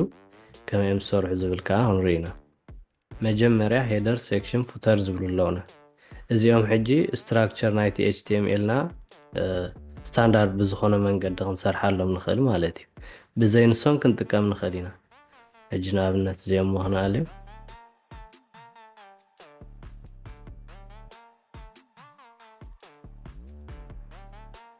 ሄደር ሴክሽን ፉተር ሕጂ እዚኦም እዚ ሄደር ማለት ኣብ ናብባር ንሪኦ ወይ ከዓ ኣብ ላዕሊ ንሪኦ ማለት እዩ ኣብዚ ጎግል ክሮም ኬድና ሕጂ ተሪና ኣፕል ንኣብነት ተኺድና ሄደር ማለት እዚ እዩ እዚ ብላዕሊ ዘሎ እዚ ብላዕሊ ንሪኦ ዘለና እሱ ሄደር ተባሂሉ ይፅዋዕ እዚ ማእኸል ዘለኻ ሴክሽን እዚኣ ሕጂ እዚኣ ሓንቲ ሴክሽን እያ ከምኡ እዚኣ ሓንቲ ሴክሽን እያ እዚኣ ሓንቲ ሴክሽን እያ ሴክሽን ብሴክሽን ማለት እዩ ብድሕሪኡ ንታሕቲ ምስ ወረድና ኸዓ ፉተር ኣሎ ማለት እዩ እዚ ኸዓ ፉተር ተባሂሉ ይፅዋዕ ማለት እዩ ስለዚ ስታንዳርድ ብዝሓለወ መንገዲ ወይ ከዓ ስሩዕ ብዝኾነ መንገዲ ክንገብሮ ተደሊና ሄደር ሴክሽን ፉተር ኢልና ንፈላለዮ ማለት እዩ ሄደር ትብላዕሊ ዝረኣናዮ ሴክሽን ግን 4 ሴክሽን 5 ሴክሽን 6 ሴክሽን ክህልወና ክእል እዩ ምክንያቱ ኣብዚ ከም ንሪኦ ዘለና ብዙሓት ሴክሽናት ስለ ዘለዎ ማለት እዩ ስለዚ ሕጂ እንታይ ይኸውን ኣሎ ማለት እዩ ስሩዕ ይኸውን ኣሎ ምክንያቱ ሓደ ዲቨሎፐር መፂኡ ሕጂ ኣበይ ዘሎ ሄደር ኣበይ ዘሎ ሴክሽን ኣበይ ዘሎ ፉተር ብቐሊሉ ክፈል ይኽእል እዩ ማለት እዩ እዚኦም ከይተጠቀምና ክንሰርሖ ንኽእል ኢና ሓደ ዌብሳይት ወላ ሓደ መትሓዚ ጥራዮም ወይ ከምዚ ኮንቴነር ምሽ ኣሎ ኮንቴነር ምሽ ሕጂ ብዙሕ ነገር ዝሕዘልናዮ ወይ ብዙሕ ንብረት ዝሕዘልናዮ እዚኦም ከዓ ከምኡ ማለት እዩ ግን እዚኦም ተተጠቂምና ሓደ ዲቨሎፐር መፂኡ ኦኬ ሄደር ኣብዚ ዘሎ ኢሉ ሄደር ክረኽቦ ክእል እዩ ማለት እዩ ድሕሪኡ ኦኬ ሴክሽን 1 እዚ ሴክሽን 2 እዚ ሴክሽን 3 እንዳበለ ከዓ እቶም ሴክሽን ብሴክሽን ይረኽቦም ማለት እዩ ፉተርካ ፉተር ማለት እዚ ማለት እዩ ልኻ ፉተርካ ይርኦም ማለት እዩ ሕጂ እዚኦም እንታይዮም ዝኾኑ ዘለዎ ማለት እዩ ስትራክቸር ብዝኾነ ኣቋሞ ክህልዎ ገይሮም ኣለዎ ማለት እዩ ነቲ ዌብሳይትና ስለዚ ሄደር ኣበይ ኣሎ ፉተር ኣበይ ኣሎ ከምኡውን ሴክሽን ኣበይ ኣሎ ሓደ ዲቨሎፐር መፂኡ ንኽረኽቦ ኣይሽገርኒ ማለት እዩ እዚኦም እንተዘይተጠቂምና ግን ስኢልና ኩሎም ተፅሒፍናዮም ግን ሕውሱስ ዝበለ ሄደር ንኽትረክብ ፉተር ንኽትረክብ ሴክሽን 1 ሴክሽን 2 ንኽትረክብ ኣሸጋሪ ክኸውን ማለት እዩ ከመይ ማለት ምዃኑ ዝያዳ እንዳተጠቀምና ኣለኹ ከይድ ከሎና ክርዳእና እዩ ማለት እዩ እዚኦም ሕጂ እንታልናዮም ሄደር ማለት ኣብ ሄደር ንገብሮ ነገር ወይ ኣብ ላዕሊ ዝኸውን ነገር ንቐምጠሉ እዩ ሴክሽን ማለት ከዓ 4 ሴክሽን 3 ሴክሽን 5 ሴክሽን ክህልውና ክእል እዮም ፉተር ማለት ከዓ ኣብ ታሕቲ ዘሎ ማለት እዩ ስለዚ ነዚኦም መስልና እዚኦም ካልእ ሊንክ ከዓ ሕጂ ዝኾነ ናይ ሲኤስኤስ ሊንክ ናይ ካልኦት ሊንክ ካብ ዝኾነ ንኣብነት ቡትስትራፕ ክንጥቀም ከለና ቡትስትራፕ ማለት ናይ ሲኤስኤስን ናይ ጃቫስክሪፕትን ላይብረሪ እዩ ኣብኡ ክንበፅሕ ከለና ወይ ክንጥቀመሉ ከለና ዝያዳ ክርዳእና ግን ብሓፈሻ ሊንክታት ከዓ ኣብዚ ሄድ ኢና ንእትዎም ሽልና ዝኾነ ሊንክ ወይ ናይ ሲኤስኤስ ሊንክ ክኸውን ይኽእል ወይ ዝኾነ ሊንክ ሕጂ ንኣብነት ሊንክ ኢለብዚ ሊንክ ምስ በልኩ ሕጂ ብዝታይ ይብለን ኣሎ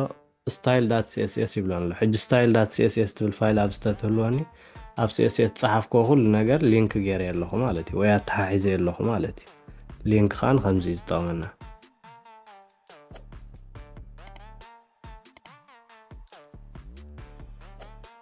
ካልእ እዚኦም ኣትሪቢዩት ማለት ከዓ ንሓደ ታግ ወይ ንሓደ ንኣብነት እዚኣ ሄደር ምሽ ትብል ኣላ ንዓ ሕጂ ከም ተወሳኺ መለለይኣ ወይ ከም ተወሳኺ መግለፂኣ ማለት እዩ ወይ ተወሳኺ ነገር ሕጂ ንኣብነት ሰብ እንተኢልናሲ ቀይሕ ፀሊም ምሽ ክንብል ንኽእል ወይ መኪና እንተኢልና ዓባይ መኪና ኣላ ንእሽተይ መኪና ኣላ ግን ኩለን መካይን እየን ዝፅውዓ ግን ዓባይ ንእሽተይ ገለ ኢልና ክንፈላለየን ከለና ከምኡ ማለት እዩ እዚ ኣትሪቢዩትስ ማለት ከዓ ክንጥቀመሎም ከለና ከምቲ ብዙሕ ግዜ ዝደጋግሞ ዘለኹ ዝኾነ ነገር ክንጥቀመሉ ከለና ክርዳእና እዩ ግን ኣትሪቢዩትስ ማለት ተወሳኺ ነቲ ታግ ዝገልጾ መለለይ እዩ ማለት እዩ ስለዚ ንኣብነት ናይ እዚኣ ሕጂ ንኣብነት ዊድዝ ተሂበያ ወይ ገለ ተሂበያ ገለ ሓደ ኣትሪቢዩት እዩ ማለት እዩ ወይ ሓደ ናታ መለለይ ወይ መግለፂ ተወሳኺ መግለፂ እዩ ማለት እዩ ካልእ እዚ ናብ ዝብል ዘሎ ናብ ማለት ከዓ ናብ ባር ማለት እዩ ሕጂ ክንሪኦ ተፈቲና ንኣብነት ኣብ ዝኸድና ኣብዛ ሄደር ከይዳኣና ሕጂ ንኣብነት ናብ ኢለን ተፅሒፈ ናብ ባር ማለት እዩ ኣብዛ ውሽጢ ድሕሪኡ እቲኦም ኣብዚ ክእትዎም ዝደሊ ክእትዎም ዘለኒ ማለት እዩ ሕጂ ሊስት ኣብ ውሽጢ ዩኤል ወይ ከዓ ኣብ ውሽጢ ኦኤል እዮም ዝኣቱ ክንሪኦም ኢና ዩኤል ማለት ሕጂ ኦርደር ዘይኮነ ማለት እዩ ወይ ከምዚ 1 2 3 ገለ ዝብልስ የብሉን ሕጂ ንኣብነት እዚኣ ተሪና ኣብ ውሽጢ ናብ ባር ዩኤል ኣላ ብድሕሪኡ ሊስት ኣሎ ማለት እዩ ሊስት ማለት ከዓ ንሶም ቶም ሊስቶም ንብሎም ዘለና እዩ ማለት እዩ ብድሕሪኡ አንከር ማለት ከዓ ክንሪእና ድሓን ወይ ዛ አንከር ኣውፂና ሞን ሕጂ ክንሪኦ ሊስት ጥራይልና ሕጂ ሾርት ካት ኣፀሓሕፋ ከዓ ከመይ ክንገብር ንኽእል ኢና ንኣብነት ዩኤል ኢልና እዚኣ ግሬተር ዛን ተጠቂምና ኤልኣይ ኢልና ክንደይ ደሊና ከም ዘለና መጀመርያ እዚኣ ናይ ምርባሕ ወይ እዚኣ ተርባሓልና ሲምቦል ተጠቂምና ሰለስተ ተደልያነ ስሪ ምስ በልኳ ሽዑ ታብ ምስ ፀወጥኩ ብሓደ ግዜ ፅሒፋት ለይ ኣላ ማለት እዩ ስለዚ እዚ ከዓ ናይ ኣፀሓሕፋ ሾርትካት ከዓ ክንጥቀመሉ ንኽእል ኢና ሕጂ ንኣብነት እዚኣ ሆን ክብላ እየ ኣብዚ ከዓ ኣባውት ክብላ እየ ኣብዚ ከዓ ኮንታክት ዋላ ክብላ እየ ሕጂ እንታይ ጌርና ኣለና ዩኤል ንምንታይ ዝጠቕመና ኣለና አንኦርደርድ ዝኾኑ ይገብሮም ማለት እዩ ሕጂ ንኣብነት ኣብዚ ኸድና ኦፕን ዊዝ ላይቭ ሰርቨር ተልና ሕጂ እንታይ ኮይኖም ኣለዉ ሆም ኣባውት ኮንታክት ዝብል ኣምፂና ኣለና ኣለዋ ሕጂ ሊስት ስለ ዝኾነ ዳት ገይሩሉ ኣሎ ማለት እዩ ናይ ዩኤልን ናይ ኦኤልን ፍልልዮም ሕጂ ክርዳእና እዛ ኦኤል ምስ ቀየርኳ ማለት እዩ ዩኤል ሕጂ ነጥቢ ጥራይ ነይሩ ኦኤል ግን ብቁጥርታት ይገብሮም ማለት እዩ ሕጂ ከምዚ ንሪኦ ዘለና 1 2 3 ኢሉ ሰሪዕዎም ኣሎ ማለት እዩ ስለዚ ዩኤል ተኮይኑ ኦርደር ብዝኾነ መንገዲ ይኮነን ዝገብረልና ኖርማሊ ዝገብሮም ኦኤል ተኮይኑ ግን ኦርደር ብዝኾነ መንገዲ ወይ 1 2 እንዳበለ ይሰርዓልና ማለት እዩ ስለዚ ናብ ባር ማለት ታይልና ወይ ናብ ማለት ታይልና ኣብ ላዕሊ ዘለዎ ሄደር ኣብ ውሽጢ ናብ ባር ኣትዮም ብድሕሪኡ እቲኦም ሊስት ከዓ ኣብ ዩኤል ኣትዮም بدحريت يم ليست نجبرهم مالتي حج الليست غيرنا ينجن ولا حدا يكون مالت لينك يكون زلو حجنا ابنا تابز خيدا ابز اباوت تزغيتسي اباوت مالت مش حج بزعبانا مالتي ስለዚ ኣብ ዌብሳይትና ብዛዕባት ዌብሳይትና እንታይ ምዃኑ ወይ እንታይ ከም ንሰርሕ ወይ ንምንታይ ዝጠቅም ተ ዌብሳይት ንዩዘር ክንነግሮ ተኾይና ኣብዚ ኣባውት ክሊክ ምስ ገበረ ይኽረኽቦ ዘለዎ ወይ ኣብዚ ኣባውት ክሊክ ምስ ገበረ ናብቲ ክንወስዶ ደሊና ዘለና ናብኡ ክወስዶ ኣሎ እዚ ግን ወላ ሓንቲ ይገበረን ዘሎ ክሊክ ይገብር ኣለሁ ግን ወላ ሓደ ዝፍጠር ነገር የለን ስለዚ አንከር ክንእትወሎም ኣለና ማለት እዩ አንከር ማለት ከዓ ነቲ ብዚ ዘሎ ጽሑፍ ናብ ሊንክ ዝቕይሮ ማለት እዩ ሊንክ ተተቀይሮ ከዓ እቲ ሊንክ ናብ ዝደለኻዮ ቦታ ክትወስዶ ትኽእል ኢኻ ማለት እዩ ወይ ኣድራሻ ኣብቲ ውሽጢ ሊንክ ምስእተኻዮ ናብ ዝኺድ ምስ በልካዮ ናብኡ ከም ዝወስዶ ይኸውን ማለት እዩ ሕጂ ንኣብነት ብኣብነት ክንሪኦ ከለና ዝያዳ ስለ ዝርዳእና ኣብዚ ኸይደ እዛ ሆም ትብል ዘላ አንከር ኢለ ኣብዚ ገብራ እዛ ኣባውት ትብል ዘላ ከምኡ ክገብራ እዛ ኮንታክት ንልከኹም ሕጂ እንታይ ኮይና ዘላ ዛ አንከር ሊንክ ይምሽልና ኣው ኸና እንተሪና ሕጂ መስመር ኣሎ ዋላ እዚኣ ማውዝ ሆቨር ገብራን ከለኹ ናብ ኢድ ትቕየራላ ወይ ትምልክት ሲ ከምዚ ኣሮው ዝነበረትስ ኣብዚ ምስ በፅሐት ናብ ኢድ ትቕየራላ ማለት እዩ ምክንያቱ ሊንክ ስለ ዝኾነ እዩ ሕጂ ግን ኣብዚ ግን ወላ ሓንቲ ሃብናየን ዘለና ናበይ ከም ንኸይድ እዚ ማለት ሕጂ href ማለት ሪፈረንስ ማለት እዩ ናበይ ከም ዝኸይድ ወይ ኣብዚ ሆቨር ምስ ገበርና ሕጂ እንታይ ማለት ምዃኑ እዚ href ይነግረና ኣሎ ማለት እዩ ወይ ሪፈረንስ ማለት እዩ ስለዚ ኣብዚ ውሽጢ ንህቦ ኣድራሻ እዩ ናብቲ ዝደለናዮ ቦታ ዝወስድ ማለት እዩ ሕጂ ንኣብነት እዛ href ማለት ሕጂ ሪፈረንስ ማለት ይምሽልና ሕጂ ንኣብነት ኣብ ኣፕል ከይደ ናብ ኣፕል ከም ትወስደን ንኽገብራ ተደልየ ኣብዚ ምስ ከድኩ ንኣብነት ኣብዚ ስቶር ትብላላ ኣብዚ ከዓ ማክ ትብላላ ኣብዛ ስቶር ምስ ከድና ሕጂ ነዚ ዝመስል ፔጅ ይመፀና ኣሎ ስለዚ ኣብዚ ኸይደ ሕጂ ንኣብነት እዛ ሆም ትብል ዘላ ስቶር ክቕይራ ድሕሪኡ ኣብዛ ሪፈረንስ ታድራሻ ክበያ ማለት እዩ ኣድራሻ ማለት እዚ ማለት እዩ ዝብላዓል ዘሎ ክሊክ ዝገበርክዎ ሕጂ እዚ ሕጂ URL ተባሂሉ ይፅዋዕ URL ማለት ኣድራሻ ማለት እዩ ስለዚ እዚኣ ክህባየ ብድሕሪኡ ናብዚኣ ክተምፀና እያ ማለት እዩ እታ ስቶር ምስ ተቐጥና እያ ታናትና ሕጂ ሳ ኮፒ ለሒዘ ኣለኹ ብድሕሪኡ ኣብዚኣ ዝእትዋ ኣብዚ ምስ እተኽዋ ሕጂ እዛ ስቶር ትብል ዘላ ክሊክ ምስ ገበርናያ ናብዚ ክትወስደና እያ ማለት እዩ ሕጂ ናብ ታናትና ክንከይድ ኢና እዚኣ ትመስል ታናትና ዌብሳይት ስለዚ ኣብዛ ስቶር ምስ ፀቐጥኩ ወይ ፕላስ ገብራ እሞ ሕጂ ኣብዛ ስቶር ምስ ፀቐጥኩ ናብኡ ወሲዳት ንላ ማለት እዩ ስለዚ ሕጂ ታ ሊንክ ተሓሒዝና ያለና ማለት እዩ ሕጂ እዛ ስቶር ምስ ፀቐጥኳ ናብኣ ትወስደንላ ኣባውት ተፀቂጠያ ግን ናብ ወላ ሓንቲ ትኸይድና ይፀቕጣ ኣለኹ ግን ዝፍጠር ለውጢ የለን ምክንያቱ ኣብዚ ፈጢርና ያለና እቲ አንከር ዝብል ግን ናበይ ከም ዝኸይድ ኣይነገርናየን ዘሎና ሕጂ ንኣብነት ናብ ማክ ክወስዳ ተደልኻ ኣብዚ ኸይደ ናብዛ ማክ ኣትየ እዛ ኣድራሻ የምፃ ማለት እዩ ሕጂ ኮፒ ለምስ ወሰድኳ እዚኣ ኣብዚ ኸይደ ምስ እተኽዋ ሕጂ እዚ ኣባውት ዝብል ምፅቐጥኳ ናብታ ማክ ክትከይድ እያ ማለት እዩ ስለዚ ኣብዚ ኸይድ ናብታ ናትና እዚ ኣባውት ምፅቐጥኳ ናብ ማክ ወሲዳትንላ ማለት እዩ ስለዚ ከምዚ ይሰርሕ ሊንክ ከምዚ ጌርና ኢና ንእትዎ ወይ አንከር ሊንክ ከምዚ ይሰርሕ ሕጂ ታልናያ ናብ ማለት ኣብ ላዕሊ ዘሎ ሊስት ብናብ ኣብ ውሽጢ ናብ እዮም ዝኣትዉ እዚ ናብ ከይ ተጠቀምና ዋላ ክንገብሮ ንኽእል ኢና ዋላ ሓደ ፀገም የብሉ ግን ስታንዳርድ ማለት ዲቨሎፐር ስለ ዝኾንናሲ እቲ ኮድና ስሩዕ ክኾን ኣለዎ ወይ ንዓይኒ ዝምስጥ ክኾን ኣለዎ ወይ ከዓ ድሓር ክንመፅእ ከለና ካልእ መዓልቲ ተመሊስና ክንሪኦ ከለናሲ ሓንቲ ነገር ንምርካብ ኮለል ክንብል የብልና ብሓፂሩ ክንረኽቦ ክንክእል ኣለና ማለት እዩ ስለዚ ንኸምኡ ኢና ከምዚ ንገብር ዘለና ሕጂ ኣብ ውሽጢ ናብታይ ኣትልናዮ ዩኤል ነዚ ኤልኣይ ዝሓቁፍ እዩ እዚ ኤልኣይ ከዓ ቶም ሊስት እዮም ብድሕሪኡ ግን አንከር ኣብ ውሽጦም እቲና እቲ አንከር ናበይ ክኸይድ ከም ዘለዎ ከዓ ንገብሮ ማለት እዩ እዚ ሕጂ ብሓደ ግዜ ክርዳእኩም ቁሩብ ክብድ ይብል ይኸውን ግን ብምድጋም ስለ ዝኾነ ኩሉ ነገር ቁሩብ ምስ ደጋገምኩሞ ክርዳእኩም እዩ ማለት እዩ ኦኬ ናይ ሊስትን ናብ ቫርን ከዓ ነዚኣ መስል ማለት እዩ ካልእ ዲቭ ዝብል ኣሎ ዲቭ ማለት ከዓ ዲቪዥን ማለት እዩ ቅድሚ ሄደር ሴክሽን ፉተር ምምፆም ዲቭ ጥራይ ነይሩ ቅድሚ 2014 ገለቢሉ ማለት እዩ ሕጂ ታልናዮ እንዳተመሓየሸ ምስ HTML5 በፂሑ ለልናዮ ቅድሚ HTML5 ምብፅሑ ግን እዚኦም ሄደር ሴክሽን ፉተር ዝብል ዝነበረ ኣይነበረን ስለዚ ብዲቭ ጥራይ ዝስራሕ ነይሩ ኩሉ ነገር ማለት እዩ ዲቭ ማለት ከዓ ወላ ሓንቲ ጥቕሚ የብሉን ግን ሓደ ኮንቲነር እዩ ማለት እዩ ንሓደ ነገር ይሕዘልካ ሓቂፉስ ይሕዘልካ እዚኦም ሕጂ ብባዕሎም ወላ ሓደ ጥቕሚ የብሎም ሄድ ዋን ተልና ንኣብነት ምሽቲ ፅሕፈት ፍሩይ ይገብረልና ሄድ ቱ ተልና ከዓ ካብኡ ድቕ ዝበለ ይገብረልና እዚኦም ግን ሴክሽን ኢልና ፉተር ኢልና ሄደር ኢልና ወላ ሓደ ዝፈጥሩልና ነገር የለን ግን ከም ሓቆፍቲ ኮይኖም ወይ ከም ኮንቲነር ኮይኖም ይሕዙልና ማለት እዩ ስለዚ ዲቭ ማለት ከዓ ከም ማለት እዩ ቅድሚ እዚኦም ምምፆም ዲቭ ጥራይ ነይሩ ስለዚ ዲቭን ልክዕ ከምም ኣብዚ ኸድና እንተሪእና ንኣብነት ኣብዛ ሴክሽን ከይደ ዲቭ እንተኢለ ዲቭ ማለት ከምዚ እዩ ዲቭ ከዓ ሓደ ኮንቲነር እዩ ሕጂ ቶም ታግስ ስለ ንምሃሮም ዘለና እምበር ድሓር እንዳተጠቀምናሎም ክንከይድ ከለና ቀለልቲ ከም ዝኾኑ ፅቡቅ ገይሩ ክርዳእኩም እዩ ማለት እዩ ሕጂ ናብ ኢሜጅ ተኸድና ኢሜጅ ከዓ ምስ ተኸፈተ ኣይዕፀን እዩ ምሽልናዮ ነርና ኣብ ዝሓለፈ ሕጂ ዝያዳ ክርዳእና እዩ ማለት እዩ IMG ኢሎም ፀሓፍኩ ኣብዚ ሶርስ ዝብል ኣሎ ሶርስ ማለት ናይቲ ኢሜጅ ኣድራሻ ኢና ንህቦ ማለት እዩ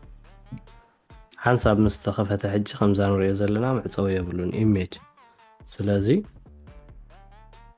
ኢሜጅ ከምዚኣ ትመስል እዚ ሶርስ እቲ ኢሜጅ ኣበይ ከም ዘሎ ቦትኡ ንእትወሉ ማለት እዩ እዚ ኣልት ማለት ከዓ እቲ ኢሜጅ ንኣብነት እንተዘይሰርሕ እንተኮይኑ ነቲ ዩዘር ንህቦ ኢንፎርሜሽን እዩ ማለት እዩ ወይ ሓበሬታ እንታይ ምዃኑ ገለ ንገልፀሉ እዩ ማለት እዩ ወይ ክንሪኦ ከለና ዝያዳ ክርዳእና እዩ ሕጂ ንኣብነት ዝኾነ ኢሜጅ ኣምፂና ኣብዚኣ ተእቲና ኣብዚ ኸይደ ንኣብነት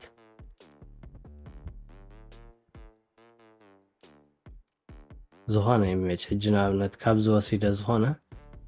ኢሜጅ ክገብር ተፈቲና ሕጂ ንኣብነት እዚኣ ዳውንሎድ ተኢልያ ዳውንሎድ ገይረ ኣለኹ ኣብዚ ሓንቲ IMG ትብል ፎልደር ክፈጥር እየ ንኢሜጅ ማለት እዩ ብድሕሪኡ እታ ኢሜጅ ኣብዚ ምፅአ እተያ ኣለኹ ማለት እዩ ሕጂ እታ ኢሜጅ ነዚኣ ትመስል ታስእሊ ስለዚ ኣብዚ ኸይደ ሕጂ ክእትዋ እየ ማለት እዩ ኢሜጅ ክንእቱ ተደሊና ከመይና ንገብር ዳት ኢልና ስላሽ ኢና ንብል ብድሕሪኡ ናብቲ ክንከዶ ደሊና ዘለና ቦታ ንሕብር ማለት እዩ ወይ ናብቲ ክንከዶ ደሊና ዘለና ቦታ ክሊክ ጌርና ንኣቱ ማለት እዩ ንድሕሪት ክንምለስ ተደሊና ግን ክልተ ግዜ ዳት ጌርና ስላሽ ንገብር ዳት ጌርና ስላሽ ምስ ገበርና HTML ቱቶሪያል ትብለና ኣላ ሕጂ ብዛ HTML ና ዘለና ንድሕሪት ክንምለስ ተደሊና ግን እዛ HTML ኣብዛ ውሽጢ HTML ቱቶሪያል ስለ ትብል ዘላ ብከምዚ መልክዕ ኣምፅያትልና ኣላ ማለት እዩ ተመሊስና ንደገ ክንወፅእ ተደሊና ድሕሪ ዝታይ ከም ዘሎ ወይ ካብዚ ወፃእ እንተኮይኑ ትደሊናዮ ዘለና ቦታ ካልኣይ ግዜ ዳት ጌርና ስላሽ ንገብር ማለት እዩ ብድሕሪኡ ነዚኦም ኣምፅያትልና ኣላ ወይ ዴስክቶፕ ጀነራል ኒው ስኪል ገለ ዝብሉ ምሽ ፎልደራት ኣለውና ንዖም ኣምፅያትልና ኣላ ማለት እዩ ካብኡ ተመሊስና ክንቅፅል ተደሊና እውን ዳት እንዳገበርና ኢና ንምለስ ማለት እዩ ስለዚ ንድሕሪት ክንምለስ ከለና ክልተ ግዜ ዳት ጌርና ብድሕሪኡ ስላሽ ክልተ ግዜ ዳት ጌርና ስላሽ እንዳበልና ኢና ንኸይድ ማለት እዩ ሕጂ ግን ናትና ስእሊ ብዚኣ ስለ ዘላ ዳት ክልተ ግዜ እንድሕሪት ምምላስ ወይ ከዓ ሰለስተ ግዜ ኣየድልየናን እዩ ምክንያቱ እዚኣ ፎልደር እዚኣ ኣብ ጎኒ HTML እያ ዘላ ማለት ኣብ ውሽጢ እዛ HTML ቱቶሪያል እያ ዘላ ማለት እዩ ስለዚ ኣብዚኣ ከይድና ሓንቲ ግዜ ጥራይና ዳት ክንገብር ማለት እዩ ዳት ኢልና ስላሽ ምስ በልና ኢሜጅ ትብል ኣምፅያትልና ኣላ ማለት እዩ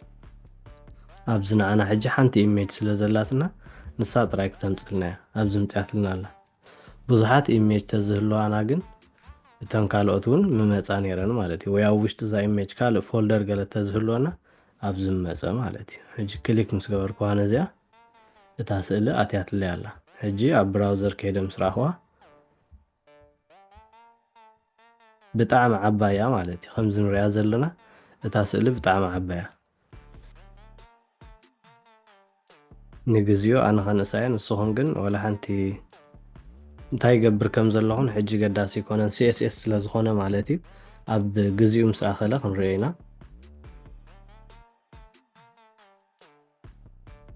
ሕጂ እታ ስእሊ ብጣዕሚ ስለ ዝዓበየት ዘንእሳ ዘለኹ ብድሕሪኡ ግን ኣብቲ CSS ምስ በፃሕና እዚ ቀሊል ምዃኑ ወይ እዚ እንታይ ምዃኑ ዝያዳ ክርዳእኩም እዩ ሕጂ ኣብኡ ከይደ ምስ ረኣኽዋ እታ ስእሊ ነዚኣ ትመስል ማለት እዩ 50 ፒክሰል ስለ ዝበልክዋ ንኣብነት 150 እንተኢልያ ኣብዚ 150 ብ150 እንተገይርያ ነዚኣ ትመስል እታ ስእሊ ማለት እዩ ስእሊ ከዓ በዚ ዓይነት መንገዲ ኢና ነእትዎ ማለት እዩ ስለዚ ኣብዚ ከይድና ምስ ረኣናያ ሕጂ እንታይ ኢና ጌርና ዳት ኢልና ስላሽ ኢልና ኣብታ ፎልደር ኣቲና ብድሕሪኡ ነታ ስእሊ ቢልና እዚኣ ስእሊ ዘይትሰርሕ ነይራ ተትኸውን ግን ንኣብነት ሓንቲ ፊደል ወይ ሓንቲ ዝኾነት ነገር ተጎዲላታ ግድን እዛ ስእሊ ኣይክትሰርሕን ኣብኡ ከይድና እንተሪእና ሕጂ ከምዚ ዝመስል ምስሊ መፂ ኣሎ ከምዘይትሰርሕስ ይነግር ኣሎ ማለት እዩ ወላ ሓደ ሓበሬታ ስለዘይሃብና ግን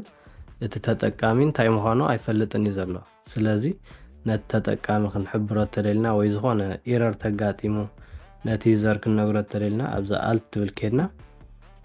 ኢሜጅ ኢልና ክንነግሮ ንኽእል ኢና ሕጂ ኢሜጅ ምስ በልናዮ ኣብኣ ምስ ከድና ስእሊ ምዃና ምልክት ትህብ ኣላ ማለት እዩ ኢሜጅ ዝብል ፅሑፍ ንዕኡ ወይ ስእሊ ከም ዝነበረት ወይ እዚ ስእሊ ይሰርሕኒ ንግዚኡ ገሊልና ክንሕብሮ ንኽእል ኢና ንኣብነት ካብ ካልእ ዌብሳይት ንጥቀመሉ እተሃሊና እቲ ስእሊ ንኣብነት ኣብዚ ከይደ ኢሜጅ ተኢለ ኣብዚ ከይደ ዝኾነ ስእሊ ዝኾነ ዓይነት ስእሊ ክጥቀም ተፈቲነ ወይ ዝኾነ ስእሊ ምፅአ ኣብቲ ናተይ ክእትዎ ተደልየ ኣብዚኣ ከይደ ንኣብነት እዚኣ ኦፕን ሊንክ ኢን ኒው ታብ ተኢልያ እዛ ስእሊ ብዚኣ ተኸፊታትለይ ኣላ ወይ ኣብዚ ከይደ ኦፕን ኢሜጅ ኢን ኒው ታብ ተኢልያ እዛ ስእሊ ብዚኣ ተኸፊታትለይ ኣላ ሕጂ እዛ ስእሊ ኮፒ ለወሲደ ብናተይ ክእትዋ ተደልየ ክእትዋ ክእል እየ ሕጂ ኣብቲ ናተይ ዌብሳይት ከይደ ተሪያ እዛ ስእሊ መፅያ ኣላ እዚ ዌብሳይት እዚ እዛ ስእሊ ተደምስዋ ግን ኣብቲ ናተይ ከዓ ኣይክትሰርሕን እያ ማለት እዩ ምክንያቱ ካብቲ ዘላቶ ቦታ እየ ዝጥቀመላ ዘለኹ በዚ ሊንክ መሰረት ብምግባር ማለት እዩ ስለዚ ንሱ እንተጥፊእዋ ክትጠፍያ ማለት እዩ ኣብዚ ናተይስ ኣይክትረአን እያ ወይ ንኣብነት ሓንቲ ስፔሊን ተጉዲልናላ ወይ ከም ዘጥፍኣ ጌርና ንስሞ ንሕሰባ ስለዚ እንተጥፊእዋ እዛ ኢሜጅ ትብል ስለ ዝሃብናያ ኣብዚ ኢሜጅ ከም ዝኾነት መፅያ ዘላ እምበር ኣብዚ ከይድና እዛ ኢሜጅ ተጥፊእናያ ወይ እንተኣሊናያ ከምዚ ጥራያ ክትከውን ማለት እዩ ስለዚ ዩዘር እንታይ ከም ዝኾነት ኣይፈልጥን ዘሎ ማለት እዩ ክንሕብሮ ስለ ዘለና ንዑ ግን ኣብዛ ኣልት ከይድና ሓቢርናዮ ማለት እዩ ወይ ከዓ ኢሜጅ ያልናዮ ወይ ዝኾነ ብትግርኛ እውን ክንፅሕፎ ንኽእል ኢና እዚ ስእሊ እዚ ንግዚኡ ይሰርሕኒ ገለ ዝብል ዝኾነ ሓበሬታ ማለት እዩ ነቲ ዩዘር እንታይ ምዃኑ መታን ክፈልጦ ስለዚ ኢሜጅካ ብከምዚ መልክዕ ኢና ንጥቀመሉ ማለት እዩ ኣብዚ ሶርስ ዝብል ኣሎ ንሱ እቲ ናይቲ ስእሊ ኣድራሻ ነእትወሉ ቦታ እዩ እዛ ኣልት ትብልካ ሓበሬታ ብዛዕባ እቲ ስእሊ ንህበሉ እዩ ማለት እዩ ካልእ እዛ ቢ ትብልካ ነቲ ፅሑፍ ፀሊም ክንገብሮ ተደሊና እዩ ማለት እዩ ሕጂ ንኣብነት ኣብዚኣ ኣብዚ ከይደ እንታይ ክብል ይኽእል እየ ፓራግራፍ ፈጢረ ማይ ፈርስት ሳይት ክብለ ማይ ፈርስት ዌብ ፔጅ ምስ በልኳ ንኣብነት ነዛ ዌብ ፀላም ክገብራ ተደልየ እዚኣ ከይደ ኮንትሮል ኤክስ ኢለ ቢ ኢለ ኣብ ውሽጢ እዚኣ ተእትያ ብድሕሪኡ ከይደ ተሪያ እንታይ ጌራት ኣላ ነዛ ዌብ ትብል ጥራይ በይና ፀላም ጌራት ኣላ ማለት እዩ ስለዚ ማይ ፈርስት ዌብ ፔጅ ትብል ኣላ ማለት እዩ እዛ ቢ ማለት ከዓ ወይ እዛ ቢ ታካ ጸሊም ንክኸውን ትጽሑፍ ያጠቕመና ማለት እዩ ካልእ ኣሎ ስትሮንግ ዝብል ኣሎ ንኣብነት ተመሳሳሊ ምዚ ቢ እዚኣ ስትሮንግ እውን ልክዕ ከመይ እያ ትሰርሐልና ኮፒ ኢልና ወሲድና ንኣብነት እዛ ቢ ትብል ዘላ ብስትሮንግ ተቐይርና ኣብኡ ኸድና ምስራናዮ ልክዕ ከምታ ናይ ቢ ዝነበረት ጸላም ጌራትልና ኣላ ማለት እዩ ካልእ ፎርም ከዓ እንታይ ማለት እዩ ንሓደ ሰብ ሎግኢን ክገብር ከሎ ዘሎ ፎርም ማለት እዩ ወይ ስምካ ጂሜይልካ ፓስወርድካ ገለ ትእትወሉ ፎርም ከዓ ንከምኡ እዩ ዝጠቕመና ማለት እዩ ሕጂ ንኣብነት ኣብዚ ኸይደ ፎርም እንተኢለ ነዚ መስል ማለት እዩ ብድሕሪኡ ኣብዚ ውሽጢ ናቲ ክንገብሮ እንደሊ ንገብር ማለት እዩ ኢንፑት እንተኢልና ሕጂ ኣብቲ ፎርም ዘሎ እቲ ቦክስ ክፅሓፍ ተኮይኑ ፎርም ምስ በልና ብድሕሪኡ ኢንፑት ክንፅሕፍ ኣለና ማለት እዩ እዚ ኢንፑት ተዘይሃልዩ እቲ ቦክስ ኣይክመፅን እዩ ንኣብነት ኣብዚ ኸድና እንተሪናዮ እቲኣ ቦክስ መፅያ ኣላ ሕጂ እዚኣ ሕጂ ንቴክስት ምዃና ንሕብር ኣለና እዚኣ ከዓ ሳብሚት ምዃና ወይ ከዓ ኣብዚ ብዝሓበርናዮ ዓይነት ማለት እዩ እታ ዓይነት እዚኣ ንሳብሚት እያ እዚኣ ግን ንቴክስት እያ ልና ሓቢርና ኣለና ማለት እዩ ሰብሚት ስለ ዝበልናዮ ከምዚ በተን ትመስል ገይሩ ምፅዋ ኣሎ ማለት እዩ እዚኣ ግን ንቴክስት ስለ ዝበልናዮ ግን ንቴክስት ትመስል ገይሩ ሰሪሕዋ ኣሎ ማለት እዩ ሕጂ ንኣብነት እዚኣ ክልተ ክንገብረ እንተደሊና ኣብዚ ኸድና ንዓ እንተደጊምናዮ ክልተ ኮይነን ኣለና ኣለዋ ማለት እዩ ኣብዝን ኮይነን ኣለና ኣለዋ ሕጂ ግን ንዩዘር ወላ ሓንቲ ይሓበርናየን ዘለና እንታይ ክገብር ከም ዘሎ ስሙ ዲ ክፅሕፍ ዘሎ ቴሌፎኑ ዲ ክፅሕፍ ዘሎ ጂሜይል ዲ ክፅሕፍ ዘሎ ኣይነገርናየን ዘለና ስለዚ እዚኣ ኸድና እዚኣ ቴብል ትብል ብምጥቃም ኣብዚ ቴብል ኢለ ብምፅሓፍ ቴብል ወይ ላብል ኢለ ብምፅሓፍ ንኣብነት ኢንተሪር ኔም ክብለ ኢንተር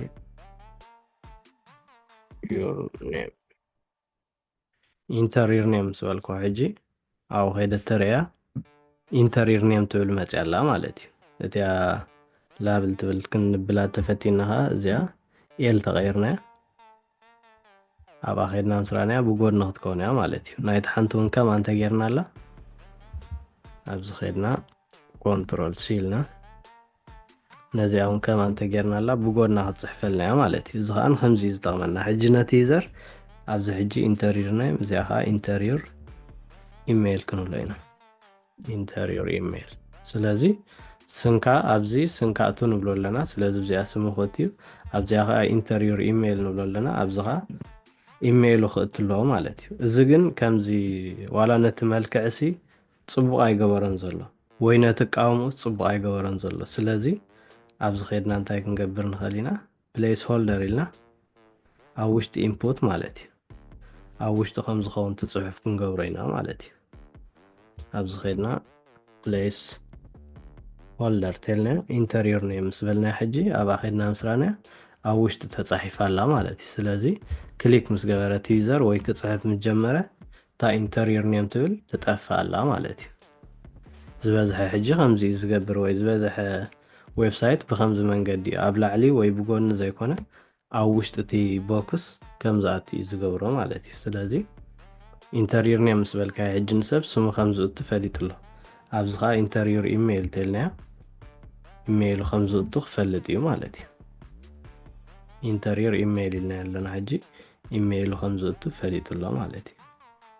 ፎርም ከዓ ንከምዚ ዝጠቕመና ማለት እዩ ናቲ ዩዘር ኣድራሽኡ ስሙ ገለ ንምእተው ንጥቀመሉ ቦክስ እዩ ማለት እዩ ካልእ ሰሌክት ከዓ እዚ ከዓ ከመይ ዝገብረልና ኣብዚ ኸድና እንተሪእናዮ ሰሌክት ከዓ ሰሌክት ምስ በልና ሰሌክት በይኑ ወላ ሓደ ክገብረልና ይክእልኒ ወይ ሰሌክት ኢልና ንኣብነት ዝኾነ ፅሑፍ ሓደ ወይ ፓራግራፍ ኢልና ሓደ ካልኣይቲ ፓራግራፍ ክልተ ሰለስተ ተልናዮ ወላ ሓደ ዘምፅኦ ለውጢ የብሉን ወይ ወላ ሓደ ዝገብረልና ነገር የብሉን ኣብዚ ከምንሪኦ ዘለና ወላ ክሊክ ምስ ገበርናዮስ ወላ ሓደ ዝረአ ነገር የለን ኦፕሽን ዝብል ምስኡ ዝኸይድ ኣሎ እዚ ኸድና እንተሪናዮ እዚኣ ኦፕሽን ትብል ዘላ ማለት እዩ ንሳ ምስእተና ኣላ ግን ከምዚ ንታሕትስ ዝርዝር ትገብረልና ማለት እዩ ወይ ኣብኡ ኸድና ክንሪኣ ተፈቲና ኣብዚ ኸድና ኦፕሽን ኢልና ንፀሓፍና 1 2 3 لنا ያለና ማለት ወይ ዝኾነ ጽሑፍ ክንብሎ ንኽእል ኢና ዋላ 1 ክንብላ ንኽእል ኢና ከምዚ ጌርና ስለዚ ኣብዚ ምስከድና ሕጂ 1 ትብል መፅያላ ክሊክ ምስ ገበርና ክልተን ሰለስተን ካብ ታሕቲ መፅአን ኣለዋ ማለት እዩ ብድሕሪኡ ክልተ ተደሊና ክሊክ ምስ ገበርና እታ ናይ ክልተ ክትመፅልና ሰለስተ ተደሊና ክሊክ ምስ ገበርና እታ ናይ ሰለስተ ትመፀልና ማለት እዩ ስለዚ ሰሌክት ካን ከምዚ ዝጠቕመና ሕጂ ንኣብነት ኣብዚ ኣነ ተፀጋጊዐን ኣለዋ ኢለ ሓሲበሲ ብሬክ ክፈጥረለን ደልየ ኣለኹ ማለት እዩ ብኸመይ ኣቢ ክፅሕፍ ፀኒሐ ኣብዚ ኸይደ ብሬክ ምስ ፈጠርኩ ድሕሪኡ ተፋናቲተን ኣለዋ ማለት እዩ ሕጂ ሰሌክት ካን ከምዚ ዝጠቕመና ማለት እዩ ካልእ እዚ ባተን ከዓ ከምዛ ሳብሚት ዝበልና ዝኾነ ዩዘር ምስ ወድእሲ ኣብዚ ኸይዱ ንኣብነት ስሙ ኢሜይሉ ፓስወርዱ ገለ ምስ እተወ ሰብሚት ክብላ ክኽእል ኣለዎ ወይ ከዓ ኢንተር ክብላ ክኽእል ኣለዎ እዚኣ ከዓ ንኸመይ እያ ትጠቕመና ማለት እዛ በተን ትብል ዘላ እዚኣ ንኸመይ እያ ትጠቕመና ማለት እዩ ስለዚ ኣብዚ ኸይድና ንኣብነት ሰብሚት ወይ ከዓ ኢንተር ተልና ኣብኡ ኸይድና እንተሪእና ነዚኣ ትመስል ማለት እዩ ኢንተርናው ትብል መፅያትና ዘላ ልክዕ ከምዚኣ ነዚኣ ትመስል ባተን ካብ ድሕሪኡ ክሊክ ምስ ገበራት ሰብ ናብቲ ዘድልዮ ነገር ይወስዶ ማለት እዩ ጃቫስክሪፕት ገለ ምስ ተሓወሶ ከመይ ከም ዝኸውን ገለ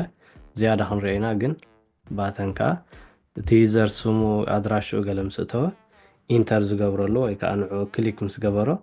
እቲ ዝደለዮ ነገር ዝፍፀም እዩ ማለት እዩ ካልእ ቪድዮ ሕጂ ናትና ቪድዮ ኣብ ዌብሳይትና ክንፅዕን ብዙሕ ተመራፂ ይኮነን ምክንያቱ ብዙሕ ቦታ ስለ ዝሕዝ እቲ ዌብሳይትና ስሎው እዩ ዝገብሮ ሓደ ዌብሳይት ስሎው እንተኮይኑ ወይ ሓደ ዌብሳይት ቀልጢፉ ዘይሰርሕ እንተኮይኑ ከዓ ዩዘር ክፅበ ይክእልኒ ንኣብነት ሓንቲ ሰከንድ ንባዕላሲ ነዊሕ ግዜ እያ ስለዚ ቪድዮ ዌብሳይትና እንተዘይተጠቀምና ተመራፂ ምክንያቱ ብዙሕ ቦታ ስለ ዝሕዘልና ነቲ ዌብሳይትና ስሎው እዩ ዝገብሮ ግን ቪድዮ ከመይ ንጥቀመሉ ዝብል ንምርኣይ ግን ኣብዚ ኸይድና ናይ ቪድዮ ከዓ ኣብዚ ኸይድና ንኣብነት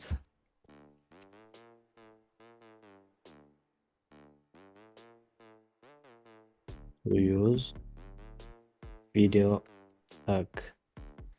ኢን ኤችቲኤምኤል ተልና ኣብዚ ዳብሊው ስር ኸይድና ከምዚ ትመስል ማለት እዩ እዚኣ ኮፒ ኢልና ወሲድና ቪድዮ ከዓ ብከምዚ ዝቆመት እያ ማለት እዩ ንኣብነት ቪድዮ እዚ ዊድዝ ሄይት ታይ ማለት ምዃኑ ገለ ዝብል ቀሲልና ክንርአና ናይ ሲኤስኤስ ስለ ዝኾነ ድሕሪኡ ግን ኣብ ውሽጣ ግን እንታይ ኣለዋ ሶርስ ዝብል ኣለዋ ድሕሪኡ ኣብ ውሽጢ እዛ ሶርስ ከዓ ከምዛ ኤስአርሲ ትብል ዘላ ኣብ ኢሜጅ ዝረአና ከም ኣላ ማለት እዩ ንሳ ሕጂ እንታይ እያ ትብለና ዘላ ማለት እዩ ኣድራሻ ናይቲ ቪድዮ ሃበኒ እያ ትብለና ዘላ ማለት እዩ ስለዚ ኣድራሻ ናይቲ ቪድዮ ምሳብናያ ኤምፒ4 ተኮይኑ ብኤምፒ4 ሃበኒ ትብለና ኣላ ኣብዚ ከዓ ዳት ኦጌጌ ወይ ከዓ ኦጂጂ ተኮይኑ ከዓ ብኦጂጂ ሃበኒ ትብለና ኣላ ማለት እዩ ናይ ቪድዮ ከዓ ከምዚኣ ትመስል ሕጂ ብዚ ኸይድና እንተሪእና ናይ ቪድዮ ነዚ ትመስል ማለት እዩ ሕጂ ቪድዮ ስለ ዘይብልና ወላ ሓደ ነገር ክትከውን ኣይትኽእልና ቪድዮ ተትህልወና ነይራ ግን ከምዚ ይመስል ማለት እዩ ግን ከምቲ ዝበልናዮ ተመራፂ ይኮነ እናትና ቪድዮ ክንወቱ እቲ ዝሓሸ መንገዲ ወይ ብዙሕ ዲቨሎፐር ዝጥቀመሉ እዚ ኣይፍሬም ዝበሃል ታግ ብምጥቃሚ እዚ ማለት ኣብ ዩቱብ ኬርና ንኣብነት ኣውዲዮ እውን ከምኡ ኣለና ቅድሚ እዚ ኣይፍሬም ዛ ኣውዲዮ መክንሪኣ ሽዑ በዛ ኣይፍሬም ጌርና መደብና ክንዓፂ ኢና ኣውዲዮ እውን ልክዕ ከምኡ እዩ ኣብዚ ንኣብነት ናይ ቪድዮ ብዚኣ ሪእና ኣሎና ናይ ኣውዲዮ ከዓ ኣብዚ ኸይድና እዛ ቪድዮ ዝነበረት ኣውዲዮ ተቐይርና ኣብዚ ኸይድና ታታግ ተምፂና ልክዕ ከምታ ናይ ቪድዮ ዝረአና ኣውዲዮ ጥራያ ተቐይራታ ፅሑፍ እምበር ታታግ ልክዕ ከመያ ማለት እዩ ኣውዲዮ ከዓ ነዚኣ ትመስል ስለዚ ኤምፒ3 ተኮይኑ ገለ ተኮይኑ ብኡ መልክዕ ንቦ ብድሕሪኡ ብዚ ኸይድና ምስ ረአና ነዚኣ ትመስል ማለት እዩ ናይ ኣውዲዮ ከዓ ኣብዛ ስእሊ ክንሪኣ ዘለና ነዚኣ ትመስል ስለዚ ቪድዮን ኣውዲዮን ብከምዚ መልክዕ ክንወቱ ንኽእል ኢና ግን ከምቲ ቀዲምና ዝበልናዮ ተመራፂ ይኮነን ብዙሕ ሰብ ዝጥቀመሉ እዚኣ ኣይፍሬም ትብል እያ ማለት እዩ እዚኣ ኣይፍሬም ሕጂ ከመይ ማለት እያ ካልኦት ፕላትፎርምታት ንቪድዮ ዝኸውን ኣገልግሎት ዝህባ ንኣብነት ከም በዓል ዩቱብ ካልኦት እውን ኣለዉ ናቶም ተጠቂምካ ካብኡ ሊንክ ምግባር እዩ ማለት እዩ ሕጂ ንኣብነት ሓንቲ ካብ ዩቱብ ቪድዮ ምፂና ክንእትዋ ተደሊና ኣብታ ዌብሳይት ናትና ንሱ እዩ ብዙሕ ዌብሳይታት ብኸምኡ እዩ ዝጥቀም ነቲኦም ናይ ቪድዮ ዝኾኑ ፕላትፎርምስ እቲ ቪድዮ ናቱ ካብኡ ሊንክ ገይሩ ምፅኡ ኣብ ዌብሳይቱ ዲስፕሌይ ገብሮ ማለት እዩ ብድሕሪኡ ብሓፂር መንገዲ ሰርሓሉ ወይ ከዓ ዌብሳይቱ ስሎ ኣይኮውን እዩ ማለት እዩ ስለዚ ኣይፍሬም ከመይ ኢና ንጥቀመሉ ዝብል ክንሪኦ ኣብ ዩቱብ ከድና ንኣብነት ሓንቲ ቪድዮ ኣምፂና ኣብዚ ናትና ክንእቱ ኢና መጀመርያ ናብ ዩቱብ ንኸይድ ሕጂ ዩቱብ ኣለና ማለት እዩ ሕጂ ንኣብነት እዚኣ ቪድዮ እዚኣ ኣምፂና ክንጥቀመላ ተደሊና ወይ እዛ ቪድዮ እዚኣ ኣምፂና ኣብዚ ናትና ዲስፕሌይ ክንገብራ ተደሊና ኣብቲ ናትና ዌብሳይት ኣብ ውሽጢ እቲ ቪድዮ ምስ ኣተና ኣብዛ ናይ ሸር ትብል ዘላ ምፅቐጥና ብድሕሪኡ ኣብዛ ኢምቤድ ትብለና ዘላ ክሊክ ምስ ገበርና እዚኣ ኣይፍሬም ማለት እዩ ኣብዚ ጀሚራ ኣይፍሬም ትብላላ ኣብዚ ተዓፅያላ ማለት እዩ ስለዚ ነዚኣ ኣብዚ ታሕቲ ኮፒ ኢልና ክንወስዳ ኢና ወይ ድማ ኣብዚ ክሊክ ምስ ገበርና ባዕላ ኮፒ ከም ናይ ኮፒ ምልክት ወይ እዚ ዝመስል ምልክት ክተምፀልና ኮንትሮል ሲ ምስ በልና ብሓፂር ኣገባብ ግን ኣብዚኣ ኮፒ ምስ በልና ነዚኣ ሒዝና ኸይድና ኣብዚኣ ምስ እተናያ ሕጂ እታ ቪድዮ ዲስፕሌይ ክትከውን እያ ማለት እዩ ብትናትና ዌብሳይት ኣብዚ ኸይድና ምስ ረኣናያ ሕጂ ኣብዚ ታሕቲ ምስ ወረድና እታ ቪድዮ መፅያላ ሕጂ ክሊክ ምስ ገበርናያ እቲ ቪድዮ ይውላዓልና ኣሎ ማለት እዩ ስለዚ ዝበዝሐ ዌብሳይት ቪድዮ ክእቱ ከሎ ከምዚ ገይሩ እዩ ዝጥቀም ማለት እዩ ኣብዚ ኸይድና ከምዛ ንሪኣ ዘለና ኮፒ ኢልና ንዓብ ምፃእ ኣብዚ እቲና ኣለና ማለት እዩ ስለዚ እቶም ብብዝሒ ንጥቀመሎም ናይ HTML ታግስ ነዚኦም መስሉ ማለት እዩ እቲኦም ካልኦት ክንጥቀመሎም ዘለና ከዓ ወይ ምስ ኣድለይና ክንጥቀመሎም ከዓ በዓል መን እዮም ዝብል እንዳተጠቀምናሎም ክንከይድ ከለና ክንሪኦ ኢና ዝያዳ ግን በዚኦም ኢና ንጥቀም ዝበዝሐ ነገር ከም ተወሳኺ ካልኦት ከድልዩኻ ከለዉ ከዓ ከምቲ ዝበልናዮ ሰርች ኢልና ኸይድና ነምፅኦም ወይ ከዓ ንጥቀመሎም ማለት እዩ ሕራይ እምበር ናይ ሎሚ ሓንቲ ቪድዮ ነዚኣ ትመስል ኣብ ዝቕፅል ቪድዮ ይራኸበና